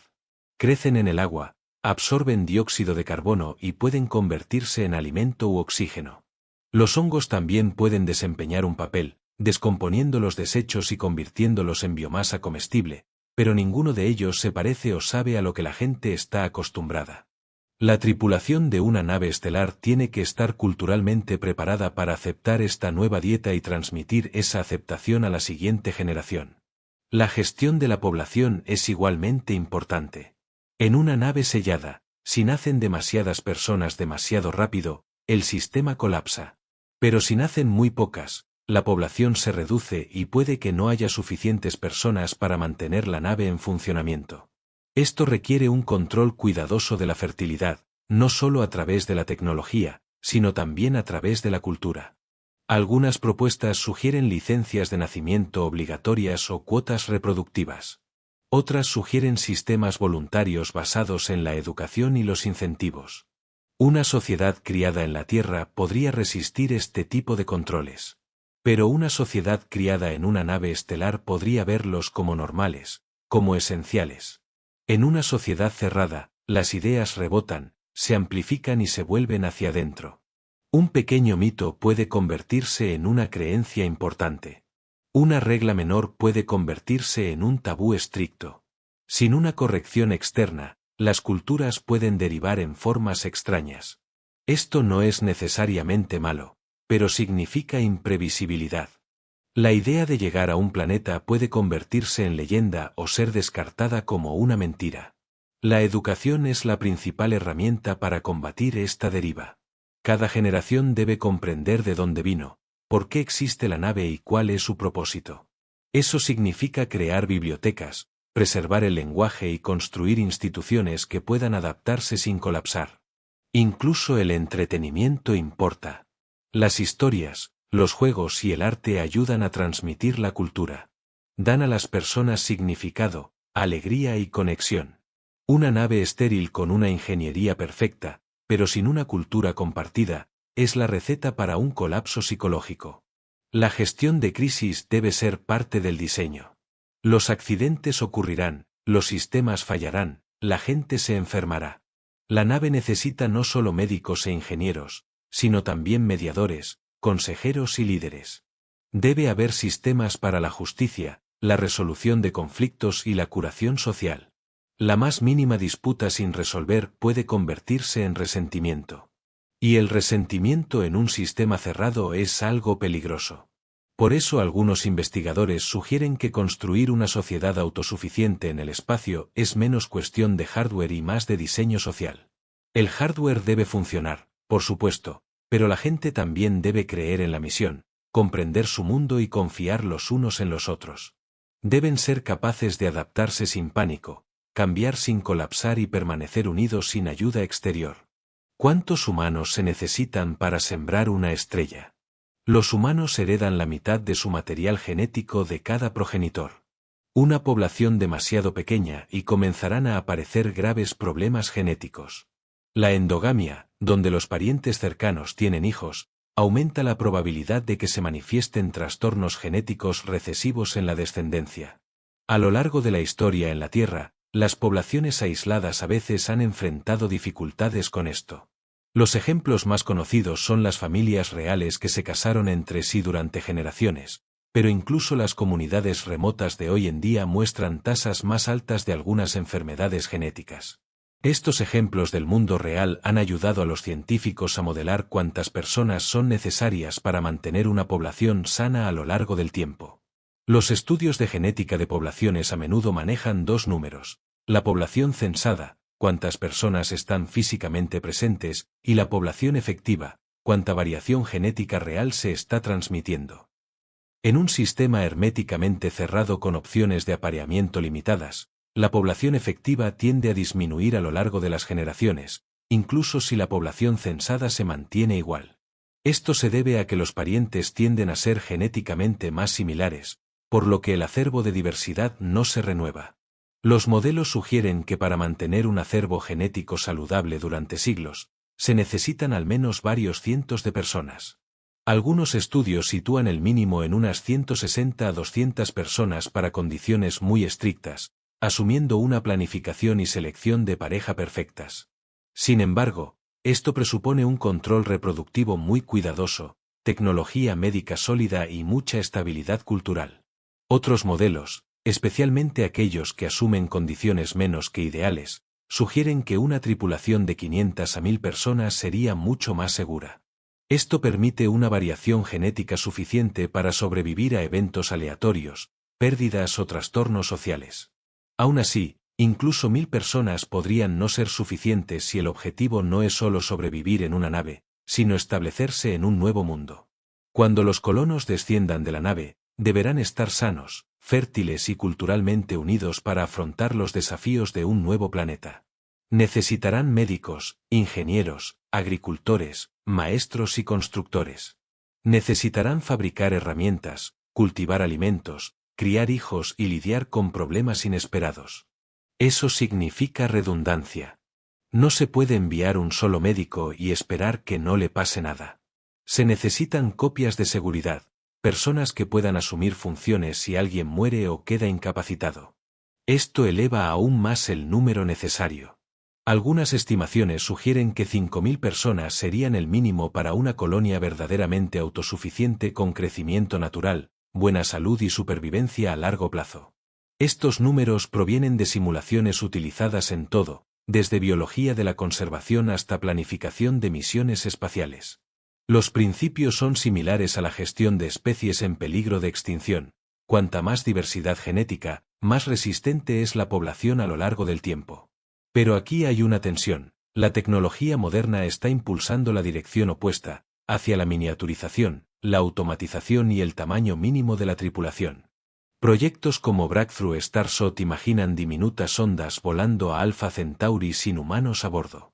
En el contexto de naves más grandes, algunas futuras misiones imaginan cuidadores robóticos vigilando embriones congelados o úteros artificiales. Si la gente no necesita estar despierta durante el viaje, o si la primera generación puede ser cultivada a la egada, el tamaño de la nave inicial podría reducirse drásticamente. Esto lleva a la idea de un arca espacial de embriones, una nave que no transporta humanos adultos, sino el material genético para crearlos. En este escenario, la nave podría ser pequeña y ligera, utilizando automatización e inteligencia artificial para aterrizar, construir infraestructura y criar la primera generación de humanos utilizando sistemas robóticos. Esto elimina la necesidad de mantener vivos a los adultos durante el viaje. Pero esta idea depende de niveles de tecnología y fiabilidad que aún no existen. Los úteros artificiales aún no han reemplazado los embarazos reales. La crianza por robots no ha sido probada en absoluto. Y la transmisión cultural, enseñar a un niño a hablar, a confiar, a trabajar con otros, aún no puede ser manejada por máquinas. La investigación sobre los úteros artificiales avanza lentamente. El almacenamiento genético y la criopreservación de embriones a largo plazo están mejorando. Pero incluso si estas tecnologías se vuelven prácticas, no eliminan la necesidad de diversidad genética. De hecho, la hacen aún más importante. Una pequeña colonia, cultivada a partir de unos pocos cientos de embriones, puede carecer de la variación necesaria para resistir enfermedades, adaptarse a nuevos entornos o evitar defectos a largo plazo. Así que incluso una tripulación inicial mínima necesitaría representar la diversidad genética de una población mucho mayor, lo que potencialmente requeriría la selección cuidadosa de embriones de miles de donantes. Algunos escenarios intentan combinar los dos enfoques, enviar una pequeña tripulación humana junto con un gran banco genético. La tripulación cría la primera generación, actuando como padres y maestros. A medida que la colonia crece, se activan más embriones, lo que aumenta la diversidad sin necesidad de enviar a todos en la nave. Este enfoque aún requiere altas tasas de supervivencia, un liderazgo fuerte y un sistema médico confiable. Si las primeras generaciones fallan, toda la misión fracasa. Un factor a menudo pasado por alto es la diversidad social.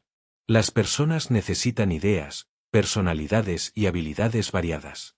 Una sociedad construida completamente a partir de un único trasfondo cultural puede tener puntos ciegos. Una sociedad sin artistas o sin historiadores perdería conocimientos importantes. La diversidad no es solo biológica, también es psicológica, intelectual y emocional. Ayuda a las sociedades a adaptarse, resolver problemas y evitar el estancamiento cultural. Al mismo tiempo, la diversidad crea fricción. Diferentes valores, diferentes metas y diferentes personalidades pueden llevar a conflictos. En una nave sellada o un pequeño asentamiento en otro mundo, esos conflictos pueden volverse mortales. Por eso la selección de tripulaciones de naves estelares debe centrarse no solo en la genética o la inteligencia, sino en la compatibilidad, la cooperación y la resiliencia emocional. Las personas elegidas deben ser capaces de vivir y trabajar juntas generación tras generación. Una tripulación de 500 personas podría tener suficientes genes para evitar la endogamia, pero si no pueden ponerse de acuerdo sobre las reglas, si se dividen en facciones o si olvidan su misión, los números no importarán. La paradoja de enviar niños a explorar. En el corazón de la exploración está la elección. Las personas que escalan montañas o navegan por océanos lo hacen voluntariamente. Sopesan los riesgos, se preparan para las dificultades y van porque quieren. Esa sensación de elección define lo que consideramos heroico o pionero. Pero en una nave generacional, las personas que realizan el trabajo real nacerían en ella. No tendrían voz ni voto. No podrían elegir ir o no ir. Simplemente estarían allí, en un barco al que nunca se apuntaron, cumpliendo una misión creada por personas fallecidas hace mucho tiempo. Algunos defensores del concepto argumentan que esto no es muy diferente de la vida en la Tierra. Nadie elige nacer. Los niños de aldeas remotas o barrios marginales urbanos tampoco eligen su entorno. La gente de todas partes está moldeada por su entorno y por lo que les precedió. Sin embargo, la diferencia con una nave generacional es que las limitaciones son absolutas. No se puede ir. No se puede viajar, emigrar o hacer una nueva vida en otra parte del mundo. Todo el universo es la nave. Cada elección ya ha sido moldeada por ingenieros, planificadores y psicólogos que nunca se han conocido. Eso crea una especie de encierro social que no tiene equivalente en la Tierra. Otros sugieren que si la nave está lo suficientemente bien diseñada, si la vida a bordo es rica, estable y llena de oportunidades, entonces la falta de elección no importará. Los niños que crecieran dentro de una nave así lo verían como algo normal. Puede que ni siquiera echen de menos la Tierra, al no haberla experimentado nunca. Si se les inculca un sentido de propósito, incluso podrían enorgullecerse de formar parte de una gran misión. Mucho depende de las actitudes y comportamientos de la tripulación fundadora. Si la primera generación crea una cultura positiva e inclusiva con una sólida educación y respeto por la misión, los descendientes podrían abrazar su papel. Pero si los primeros años están marcados por dificultades, divisiones o disfunciones, esos patrones podrían repetirse. Los niños criados en una sociedad tensa, excesivamente regulada o pesimista podrían volverse completamente contra la misión. Podrían verla no como una causa noble, sino como una condena de prisión impuesta por extraños. Algunos eticistas argumentan que, por muy buena que sea la vida a bordo, sigue siendo incorrecto encerrar a las generaciones futuras en un único camino, especialmente si ese camino conduce a un planeta que quizás ni siquiera sea habitable. ¿Qué pasaría si la nave llega y solo encuentra roca, hielo o radiación? Los descendientes habrían vivido y muerto para nada. Desde este punto de vista, el riesgo no es solo físico, sino moral. Se está pidiendo a personas futuras que carguen con el peso de sueños sin salida. Esto contrasta con las misiones de voluntarios adultos, donde cada miembro de la tripulación acepta ir conociendo los riesgos y las condiciones. Su decisión está informada. Pueden cambiar de opinión. Incluso se han discutido misiones de ida a Marte en esta línea, valientes voluntarios que van a establecerse y morir allí, plenamente conscientes del resultado. Estas misiones no plantean las mismas alarmas éticas porque la elección está presente, la persona que explora sabe en lo que se está metiendo. Esto lleva a la idea de que quizás las naves generacionales no deberían lanzarse en absoluto. En cambio, algunos sugieren que esperemos hasta que la propulsión sea lo suficientemente rápida como para permitir que los humanos vivos realicen el viaje por sí mismos, ya sea a través de la animación suspendida, motores más rápidos o algún avance en la física. Otros regresaron al modelo de nave embrionaria, sin personas en absoluto, solo material genético, cuidadores de IA y automatización. De esa manera, la primera generación nacida en el destino sería la primera en vivir, no solo la siguiente en la línea. Pero incluso esto plantea preguntas. Si los niños son criados por máquinas sin humanos vivos que los guíen, ¿es eso mejor o peor que ser criados en una nave? ¿Qué tipo de sociedad surgiría de eso? ¿Se sentirían humanos en absoluto o se verían a sí mismos como algo más? Todas estas ideas vuelven al mismo problema. ¿Podemos planificar éticamente para personas que no pueden hablar por sí mismas? ¿Quién decide la forma de las vidas futuras? ¿Es aceptable encerrar a generaciones en un viaje que no eligieron en nombre del progreso? En la ficción, las naves generacionales a menudo terminan en tragedia, rebeliones, misiones olvidadas, sistemas en descomposición. A veces, el propósito de la nave se pierde por completo. Estas historias reflejan nuestros miedos y la incomodidad que sentimos al pensar en un futuro que no podemos controlar. Para algunos, la idea de enviar niños a explorar el espacio es hermosa, una forma de continuar la especie, de darle un nuevo hogar a la vida. Para otros, se siente demasiado como control, demasiado como un destino impuesto a personas que nunca lo pidieron. El sueño de las estrellas, cuando se extiende por siglos, se enreda en decisiones que no podemos deshacer. La línea entre la exploración y la imposición se vuelve difícil de ver. Y así, incluso a medida que la ingeniería avanza y las simulaciones mejoran, la pregunta sigue sin respuesta: ¿debemos? La frontera definitiva, exploración autónoma y preguntas existenciales. Las sondas autorreplicantes, a veces llamadas sondas de von Neumann en honor al matemático que expuso por primera vez los principios de los autómatas autorreplicantes, se imaginan como la herramienta definitiva para extender la presencia humana, o al menos la ingeniería humana, por toda la galaxia. No necesitarían regresar a casa, transportar vida ni ser guiadas por radio. Simplemente viajarían, aterrizarían, construirían y se copiarían una y otra vez en un proceso limitado solo por el tiempo y los recursos disponibles. La idea central es sencilla: se lanza una única sonda hacia otro sistema estelar. Una vez allí, busca un asteroide o una pequeña luna adecuada, rica en metales y otras materias primas útiles. Utilizando herramientas a bordo como brazos mineros, equipos de refinado e impresoras 3D, la sonda comienza a desmantelar la roca, fundiendo y moldeando piezas para una segunda sonda que es una copia de la original. Una vez que la nueva sonda está lista, se lanza a otro sistema donde el proceso comienza de nuevo. Cada generación añade más sondas. Con cada replicación, el número total crece. Este tipo de expansión exponencial, donde 1 se convierte en 2, 2 en 4, 4 en 8, es increíblemente poderosa. Incluso comenzando con una sola sonda, el número de copias puede alcanzar niveles astronómicos en un tiempo sorprendentemente corto. Si cada sonda tardara solo unas pocas décadas en viajar, aterrizar, cosechar y construir una nueva, una red de estas máquinas podría abarcar miles de sistemas estelares en solo unos pocos millones de años. En escalas de tiempo cósmicas, eso es prácticamente instantáneo. Construir naves gigantes y rudimentarias para cruzar distancias interestelares es costoso, arriesgado y lento. Pero una pequeña sonda autorreplicante, quizás no más grande que un coche o incluso un maletín, podría realizar el trabajo de topografiar y cartografiar la galaxia a una fracción del costo. Si son lo suficientemente inteligentes, estas sondas podrían recopilar datos, buscar planetas habitables, buscar signos de vida y enviar información a casa.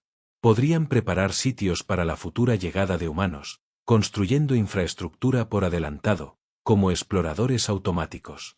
En teoría, estas sondas también podrían adaptarse a lo que encuentren. Si detectan un mundo con radiación intensa, podrían ajustar su diseño para proteger a la próxima generación. Si encuentran metales en una forma en lugar de otra, podrían cambiar sus métodos de fundición. Si están hechas para ser flexibles, modulares y actualizables por software, podrían mejorar con el tiempo, evolucionando como herramientas que aprenden a medida que avanzan. Pero esta idea también conlleva serios riesgos, especialmente cuando las máquinas están diseñadas para actuar por su cuenta. Si una sonda funciona mal o su programación se corrompe, podría comenzar a replicarse sin límites. Peor aún, podría comenzar a cosechar cualquier material que encuentre, no solo los asteroides designados. Si una sonda aterriza en un planeta y comienza a desmantelar la superficie para hacer copias, las consecuencias podrían ser catastróficas.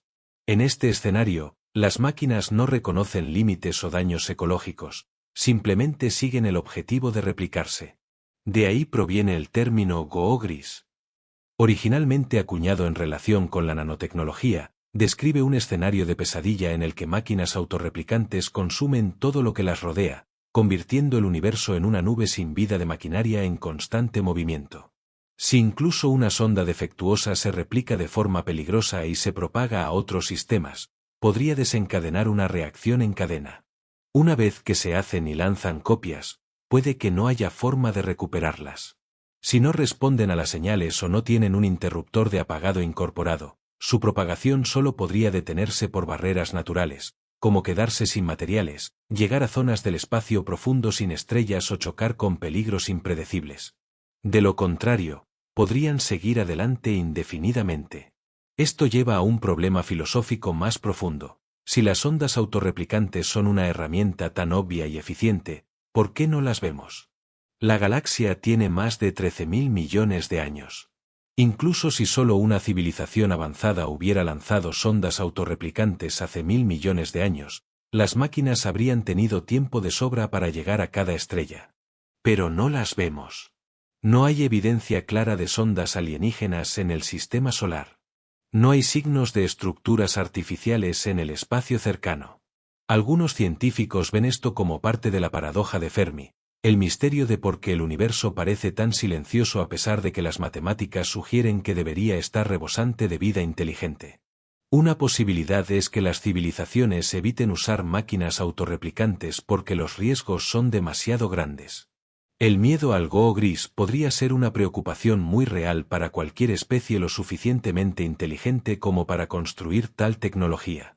Si una civilización lo intentara y perdiera el control, el daño podría haber sido tan generalizado que otras civilizaciones perecieran o establecieran reglas estrictas para nunca intentar lo mismo.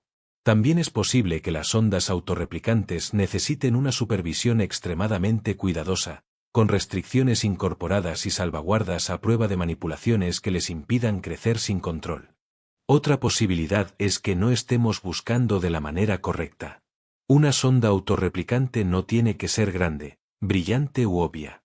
Podría tener el tamaño de una tostadora o más pequeña.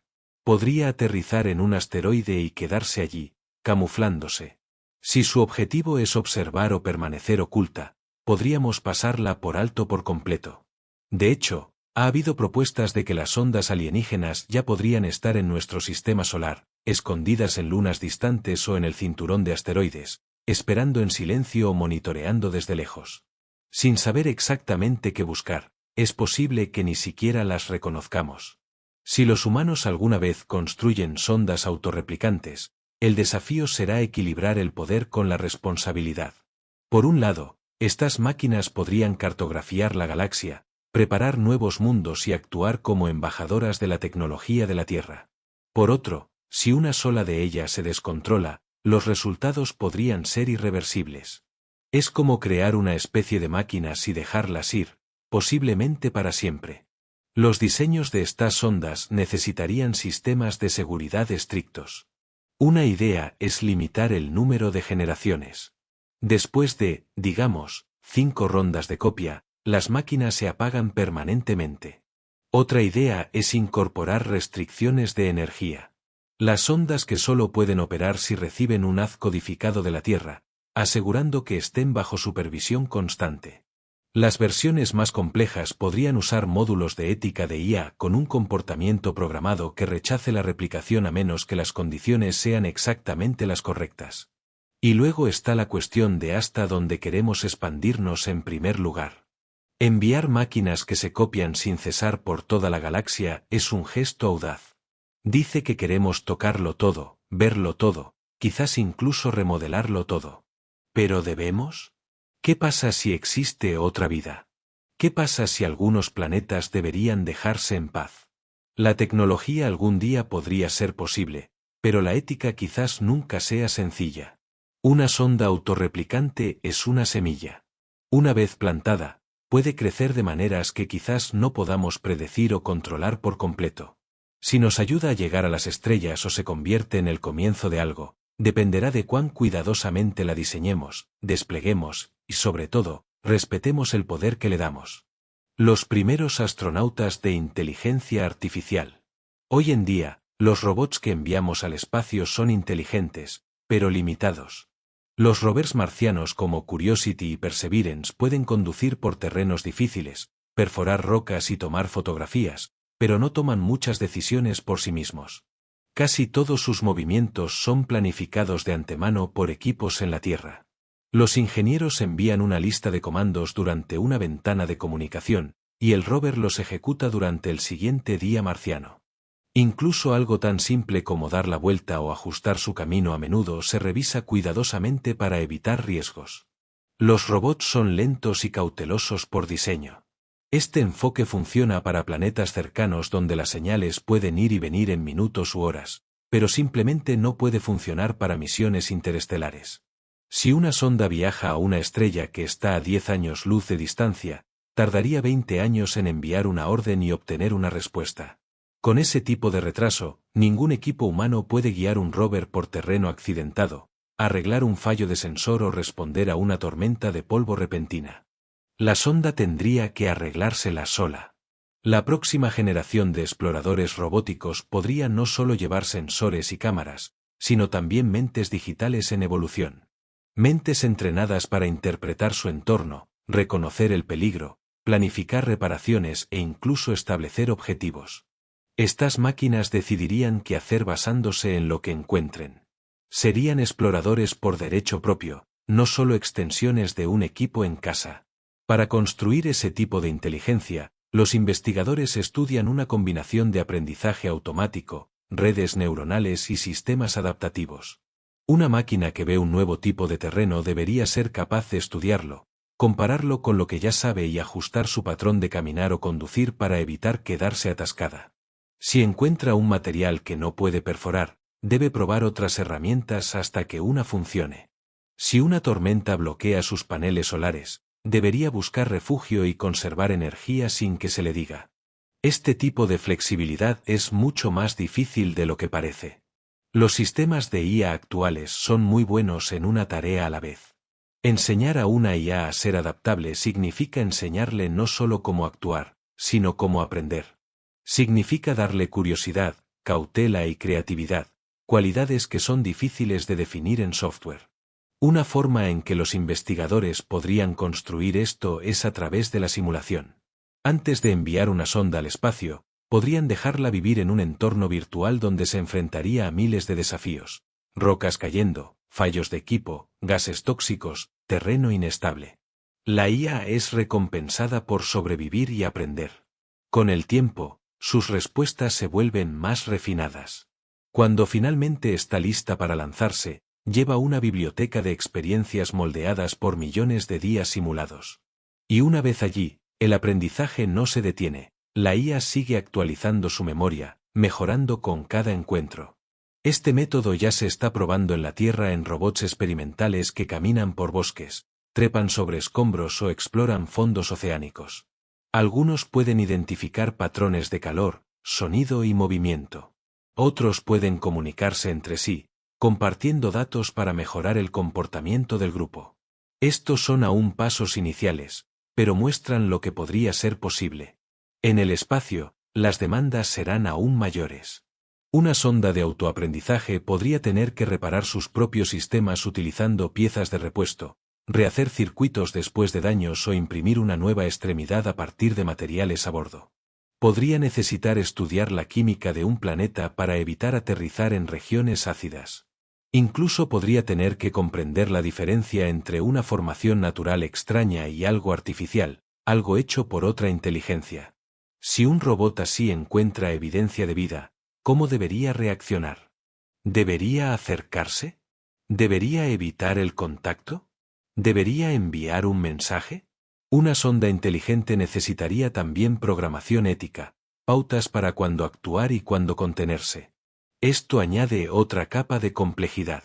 La forma en que se diseñan estas sondas también podría afectar sus personalidades.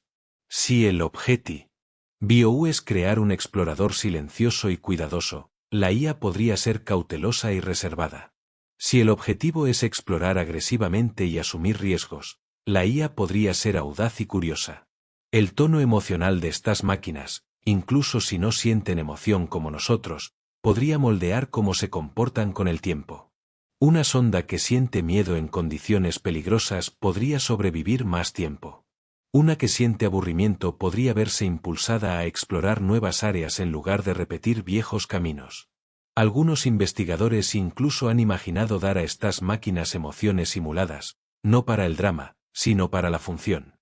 Las emociones en los humanos nos ayudan a priorizar. El miedo nos protege, la curiosidad nos impulsa hacia adelante, la tristeza nos ayuda a ralentizar y reevaluar. En un entorno distante y solitario, una máquina que pueda simular algunos de estos rasgos podría funcionar mejor que una que sea puramente lógica. Podría evitar caer en el mismo bucle de error o ignorar señales sutiles de problemas. A medida que la tecnología mejora, la línea entre herramienta y viajero comienza a desdibujarse. Una máquina que toma decisiones, se mejora a sí misma y responde al mundo ya no es solo un trozo de metal, no es una persona, pero tampoco solo un programa. Se convierte en una especie de pionero digital moldeado por la Tierra, pero separado de ella. Y a medida que estos exploradores se adentran más, es posible que descubramos que se convierten en nuestros ojos, oídos y mentes en lugares a los que quizás nunca lleguemos. El primer astronauta verdaderamente autónomo podría ser una pequeña y silenciosa nave que se desliza sobre un terreno alienígena, sus sentidos vivos de pensamiento. Podría caminar, rodar o volar, recopilando datos y resolviendo problemas sin ayuda de la Tierra. No necesitará comida, aire ni confort. Pero sí necesitará conocimiento. Y si le damos suficiente, puede que llegue más lejos de lo que cualquier ser humano lo hará. Si las estrellas son nuestro destino, ¿qué será de la Tierra? Si la humanidad alguna vez se convierte en una civilización espacial en el verdadero sentido, ¿qué significa eso para el lugar de donde vinimos? La Tierra, con toda su historia, podría dejar de ser el centro de nuestra narrativa. Podría convertirse en un punto de origen distante, conocido por su nombre pero rara vez visitado. Lo que la Tierra se convierta en un futuro donde las estrellas son accesibles depende en gran medida del camino que tomemos para llegar allí. En algunas visiones, la Tierra prospera, convirtiéndose en un centro cultural, un manantial de arte, filosofía y patrimonio. En estos futuros, la Tierra no es abandonada, sino celebrada. La gente podría irse a explorar y colonizar otros mundos, pero seguiría mirando a la Tierra como una especie de patria espiritual. En esta versión, la Tierra se convierte en algo parecido a la antigua Atenas o la Meca, menos una sede de poder que una fuente de origen. Quizás no todos regresarían físicamente, pero podrían regresar en el pensamiento a través de historias, tradiciones y archivos digitales que preservan lo que la Tierra fue una vez y lo que todavía significa. En este tipo de futuro, la Tierra podría incluso convertirse en una especie de mundo museo. Las ciudades podrían conservarse no por su función, sino por su historia. La selva amazónica, la gran barrera de coral o las ruinas de civilizaciones humanas podrían restaurarse y mantenerse, no solo por humanos, sino por sistemas automatizados diseñados para mantener vivo el recuerdo de la Tierra. Visitantes de otros planetas podrían recorrer exhibiciones al aire libre bajo el cielo azul de la Tierra, aprendiendo sobre dónde comenzó la humanidad. La Tierra podría ser lenta, tranquila e incluso escasamente poblada, pero aún así cuidada, como un archivo cultural. También podría servir como centro turístico. Incluso si el viaje más rápido que la luz sigue siendo imposible, la mejora de la propulsión y la infraestructura podría convertir el sistema solar en una región muy transitada. Piensen en Venecia, Kioto o Machu Picchu. Lugares a los que la gente va para sentir el peso del tiempo. Los humanos nacidos en el espacio podrían venir a la Tierra para tocar tierra real, ver océanos reales o experimentar la gravedad por primera vez. La biodiversidad de la Tierra podría ser inigualable en cualquier otro lugar, y eso por sí solo podría atraer a viajeros de las colonias. Su profundidad cultural, miles de años de música, literatura, gastronomía y lenguaje, podría hacerla sentir antigua y rica, aunque ya no sea el núcleo político o económico. Algunos imaginan que la Tierra, si se la deja en gran parte a sí misma, podría experimentar una especie de recuperación ecológica. A medida que los humanos se mudan, las ciudades podrían vaciarse y los bosques podrían regresar, los animales podrían reclamar territorio. Se podrían llevar a cabo proyectos para limpiar los océanos y restaurar el aire con la ayuda de la automatización avanzada. Si la presión de la población disminuye, la Tierra podría recuperarse de las cicatrices de la era industrial. Incluso podría volverse más hermosa de lo que ha sido en siglos. Pero hay otras posibilidades más oscuras. En algunas versiones del futuro, la Tierra no es un santuario preservado, sino un mundo dejado atrás. La colonización de otras estrellas podría no ser una misión unida, sino un escape desesperado. Si el cambio climático, el colapso de los recursos o la inestabilidad política empeoran, las primeras naves en abandonar la Tierra podrían no ser exploradores, sino refugiados. En ese caso, la Tierra se convierte en un recuerdo desvanecido, un lugar del que la gente habla en tiempo pasado.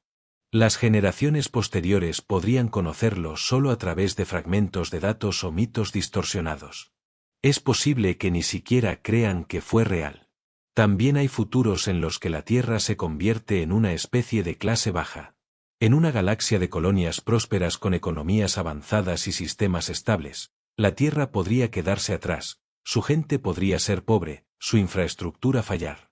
La riqueza y el conocimiento podrían fluir hacia las estrellas, mientras que la Tierra declinaría en una especie de cáscara descuidada.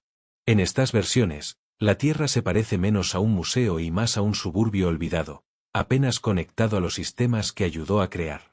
Incluso en escenarios donde la Tierra sobrevive, la distancia psicológica podría aumentar. Si una colonia alrededor de Alpha Centauri, Próxima b o Tau Ceti construye sus propias ciudades y gobiernos, podría empezar a ver la Tierra como un planeta más. Con el tiempo, la conexión cultural podría desvanecerse. Los idiomas podrían cambiar. La religión podría evolucionar. Lo que la Tierra significó para los viajeros originales podría no significar mucho para sus bisnietos. Podrían aprender sobre ello de la misma manera que los escolares de hoy aprenden sobre la antigua Roma. Fascinante, pero distante.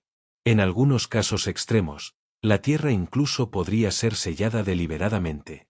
Si una futura civilización decide que el planeta necesita sanar o que se ha vuelto demasiado inestable, podría imponer restricciones de acceso. Solo unas pocas personas podrían vivir allí. Otros tendrían que solicitar permisos limitados. La superficie podría ser monitoreada o protegida por sistemas satelitales. Algunos pensadores imaginan la Tierra como un lugar espiritual. Así como los primeros humanos trataban ciertas cuevas, ríos o montañas como sagrados, los humanos futuros podrían crear rituales alrededor de la Tierra, organizar peregrinaciones o incluso inventar nuevas filosofías que centren la Tierra como un lugar sagrado. En un universo lleno de planetas alienígenas y entornos sintéticos, los sistemas de la Tierra, sus vientos, estaciones y lluvia, podrían adquirir un significado místico. Para las personas criadas en cúpulas o asteroides huecos, la visión de una tormenta eléctrica podría sentirse como presenciar magia. El resultado, ya sea un santuario, un lugar sagrado, una ruina o una nota a pie de página, dirá más sobre nosotros que sobre la propia Tierra. El gran silencio. ¿Por qué el universo permanece mudo? El universo está lleno de cientos de miles de millones de galaxias, cada una con cientos de miles de millones de estrellas. Muchas de esas estrellas tienen planetas. Algunos de esos planetas pueden ser similares a la Tierra. Si el viaje interestelar es remotamente posible, y si la vida inteligente ha evolucionado en otros lugares, parece lógico esperar señales de otros. Pero cuando miramos hacia afuera, no vemos nada. Ni naves estelares cruzando entre sistemas. Ni señales de radio flotando a través del fondo cósmico. Ni ciudades brillantes en mundos distantes.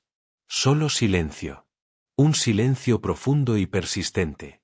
Este enigma es lo que el físico Enrico Fermi preguntó famosamente en la década de 1950, ¿dónde está todo el mundo? Si la vida inteligente es común y el viaje espacial es al menos un poco factible, entonces al menos una especie debería haberse expandido, asentado en nuevos sistemas y dejado algún tipo de huella que podamos ver. Pero no lo han hecho. Quizás la Tierra no solo es única en nuestro sistema solar, sino uno de los únicos lugares en la galaxia o el universo donde la vida comenzó. A pesar de toda nuestra búsqueda, aún no hemos encontrado pruebas sólidas de vida en ningún otro lugar, ni siquiera de simples microbios. Marte muestra signos de que alguna vez tuvo agua, pero no fósiles. Europa y Encelado podrían tener océanos bajo su hielo, pero no hemos perforado en ellos. Es posible que la vida sea tan difícil de crear que solo haya sucedido una vez aquí. O quizás la vida sea bastante común, pero la vida inteligente es rara. En la Tierra, la vida apareció temprano, pero tardó más de 3.000 millones de años en pasar de células simples a animales complejos. Incluso entonces, las especies inteligentes fabricantes de herramientas solo surgieron en los últimos cientos de miles de años. Durante la mayor parte de la historia de la Tierra, la vida ha sido microbiana. Si ese patrón se mantiene en toda la galaxia, incluso los planetas con vida nunca podrán desarrollar civilizaciones. Pero incluso si la inteligencia es rara, solo se necesita una civilización para comenzar a explorar. Así que algunos investigadores argumentan que el problema no es la vida o la inteligencia, sino la dificultad de viajar entre estrellas. Quizás esto es demasiado pedir. Quizás las civilizaciones alcanzan un cierto nivel, consideran el costo y la complejidad de los viajes interestelares y deciden que no vale la pena. Se quedan en casa, se centran en mundos virtuales, el uso de energía o la colonización local. Envían ondas de radio durante unas décadas, luego se callan, y nosotros las pasamos por alto por completo. También está la cuestión del tiempo. La galaxia tiene alrededor de 13.000 millones de años. La humanidad ha estado usando la radio durante poco más de 100. Eso es un parpadeo. Si otras civilizaciones aparecen y desaparecen en marcos de tiempo similares, la probabilidad de que dos existan al mismo tiempo y se perciban es pequeña. Puede que no estemos solos. Puede que solo lleguemos tarde o temprano. Algunos sugieren que, una vez que las civilizaciones se vuelven avanzadas, tienden a autodestruirse por la guerra, el colapso ambiental o la tecnología descontrolada. No es un pensamiento reconfortante, pero podría explicar el silencio. Quizás cada especie que alcanza una cierta etapa se enfrenta a los mismos riesgos. Quizás el espacio está en silencio porque la vida inteligente, una vez que es lo suficientemente poderosa como para expandirse, también es lo suficientemente poderosa como para acabar consigo misma. Otra posibilidad es que la galaxia ya esté llena de sondas o señales, pero no estemos buscando de la manera correcta. Quizás las señales alienígenas no usen la radio en absoluto o usen tipos de comunicación en los que no hemos pensado, como neutrinos modulados, ondas gravitacionales o entrelazamiento cuántico. Nuestras herramientas podrían ser demasiado primitivas para detectarlas. O los mensajes podrían estar ocultos de formas que no podemos decodificar. La teoría del gran filtro sugiere que en algún lugar a lo largo del camino de la vida a la civilización inteligente que viaja por el espacio, hay una barrera, algo difícil de cruzar. Esa barrera podría estar detrás de nosotros. Quizás el salto de las células a las mentes conscientes sea raro. O podría estar por delante. Quizás el viaje interestelar sea imposible. O quizás la autodestrucción esté casi garantizada. Si el filtro está detrás de nosotros, entonces podríamos ser especiales. Si está por delante, podríamos estar condenados. La respuesta importa mucho. Y ahora mismo, no lo sabemos. También vale la pena preguntarse si reconoceríamos la actividad extraterrestre si la viéramos. Una estrella que se atenúa de forma extraña podría ser una nube de polvo o una gigantesca estructura energética. Una señal con un patrón extraño podría ser un púlsar o un mensaje. Nuestro propio pasado demuestra lo fácil que es confundir una cosa con la otra. Los púlsares, por ejemplo, fueron etiquetados inicialmente como hombrecitos verdes cuando se descubrieron. Resultaron ser fenómenos naturales, pero ese momento de confusión nos recuerda lo limitada que es nuestra comprensión. A pesar del silencio, muchas personas siguen buscando. El proyecto SETI y otros similares continúan explorando señales. Nuevos telescopios escanean el cielo con mejor resolución y rangos más amplios. Los investigadores ahora buscan tecnofirmas, el resplandor de las ciudades, patrones de uso de energía o calor residual de industrias alienígenas. Si no podemos oírlos, quizás podamos ver su impacto. Pero hasta entonces, nos quedamos con el silencio y las preguntas. ¿Estamos solos? ¿Somos los primeros? ¿O simplemente? Fascinante, uno de muchos dispersos por las estrellas, todos esperando, todos escuchando, todos preguntándose si hay alguien más ahí fuera. En la vasta quietud del cosmos, la humanidad se asoma al abismo, soñando con las estrellas, pero confrontada por la inmensidad de la distancia, la intransigencia de la física y la fragilidad inherente a nuestra propia existencia. Cada paso hacia el espacio profundo revela no solo nuevas maravillas, sino también los profundos dilemas que nos definen. Quizás el mayor viaje no sea hacia otra estrella, sino hacia la comprensión de quiénes somos y lo que estamos dispuestos a arriesgar para llegar allí. La historia de nuestro futuro cósmico aún está por escribirse, un capítulo a la vez, bajo el inmenso y silencioso cielo.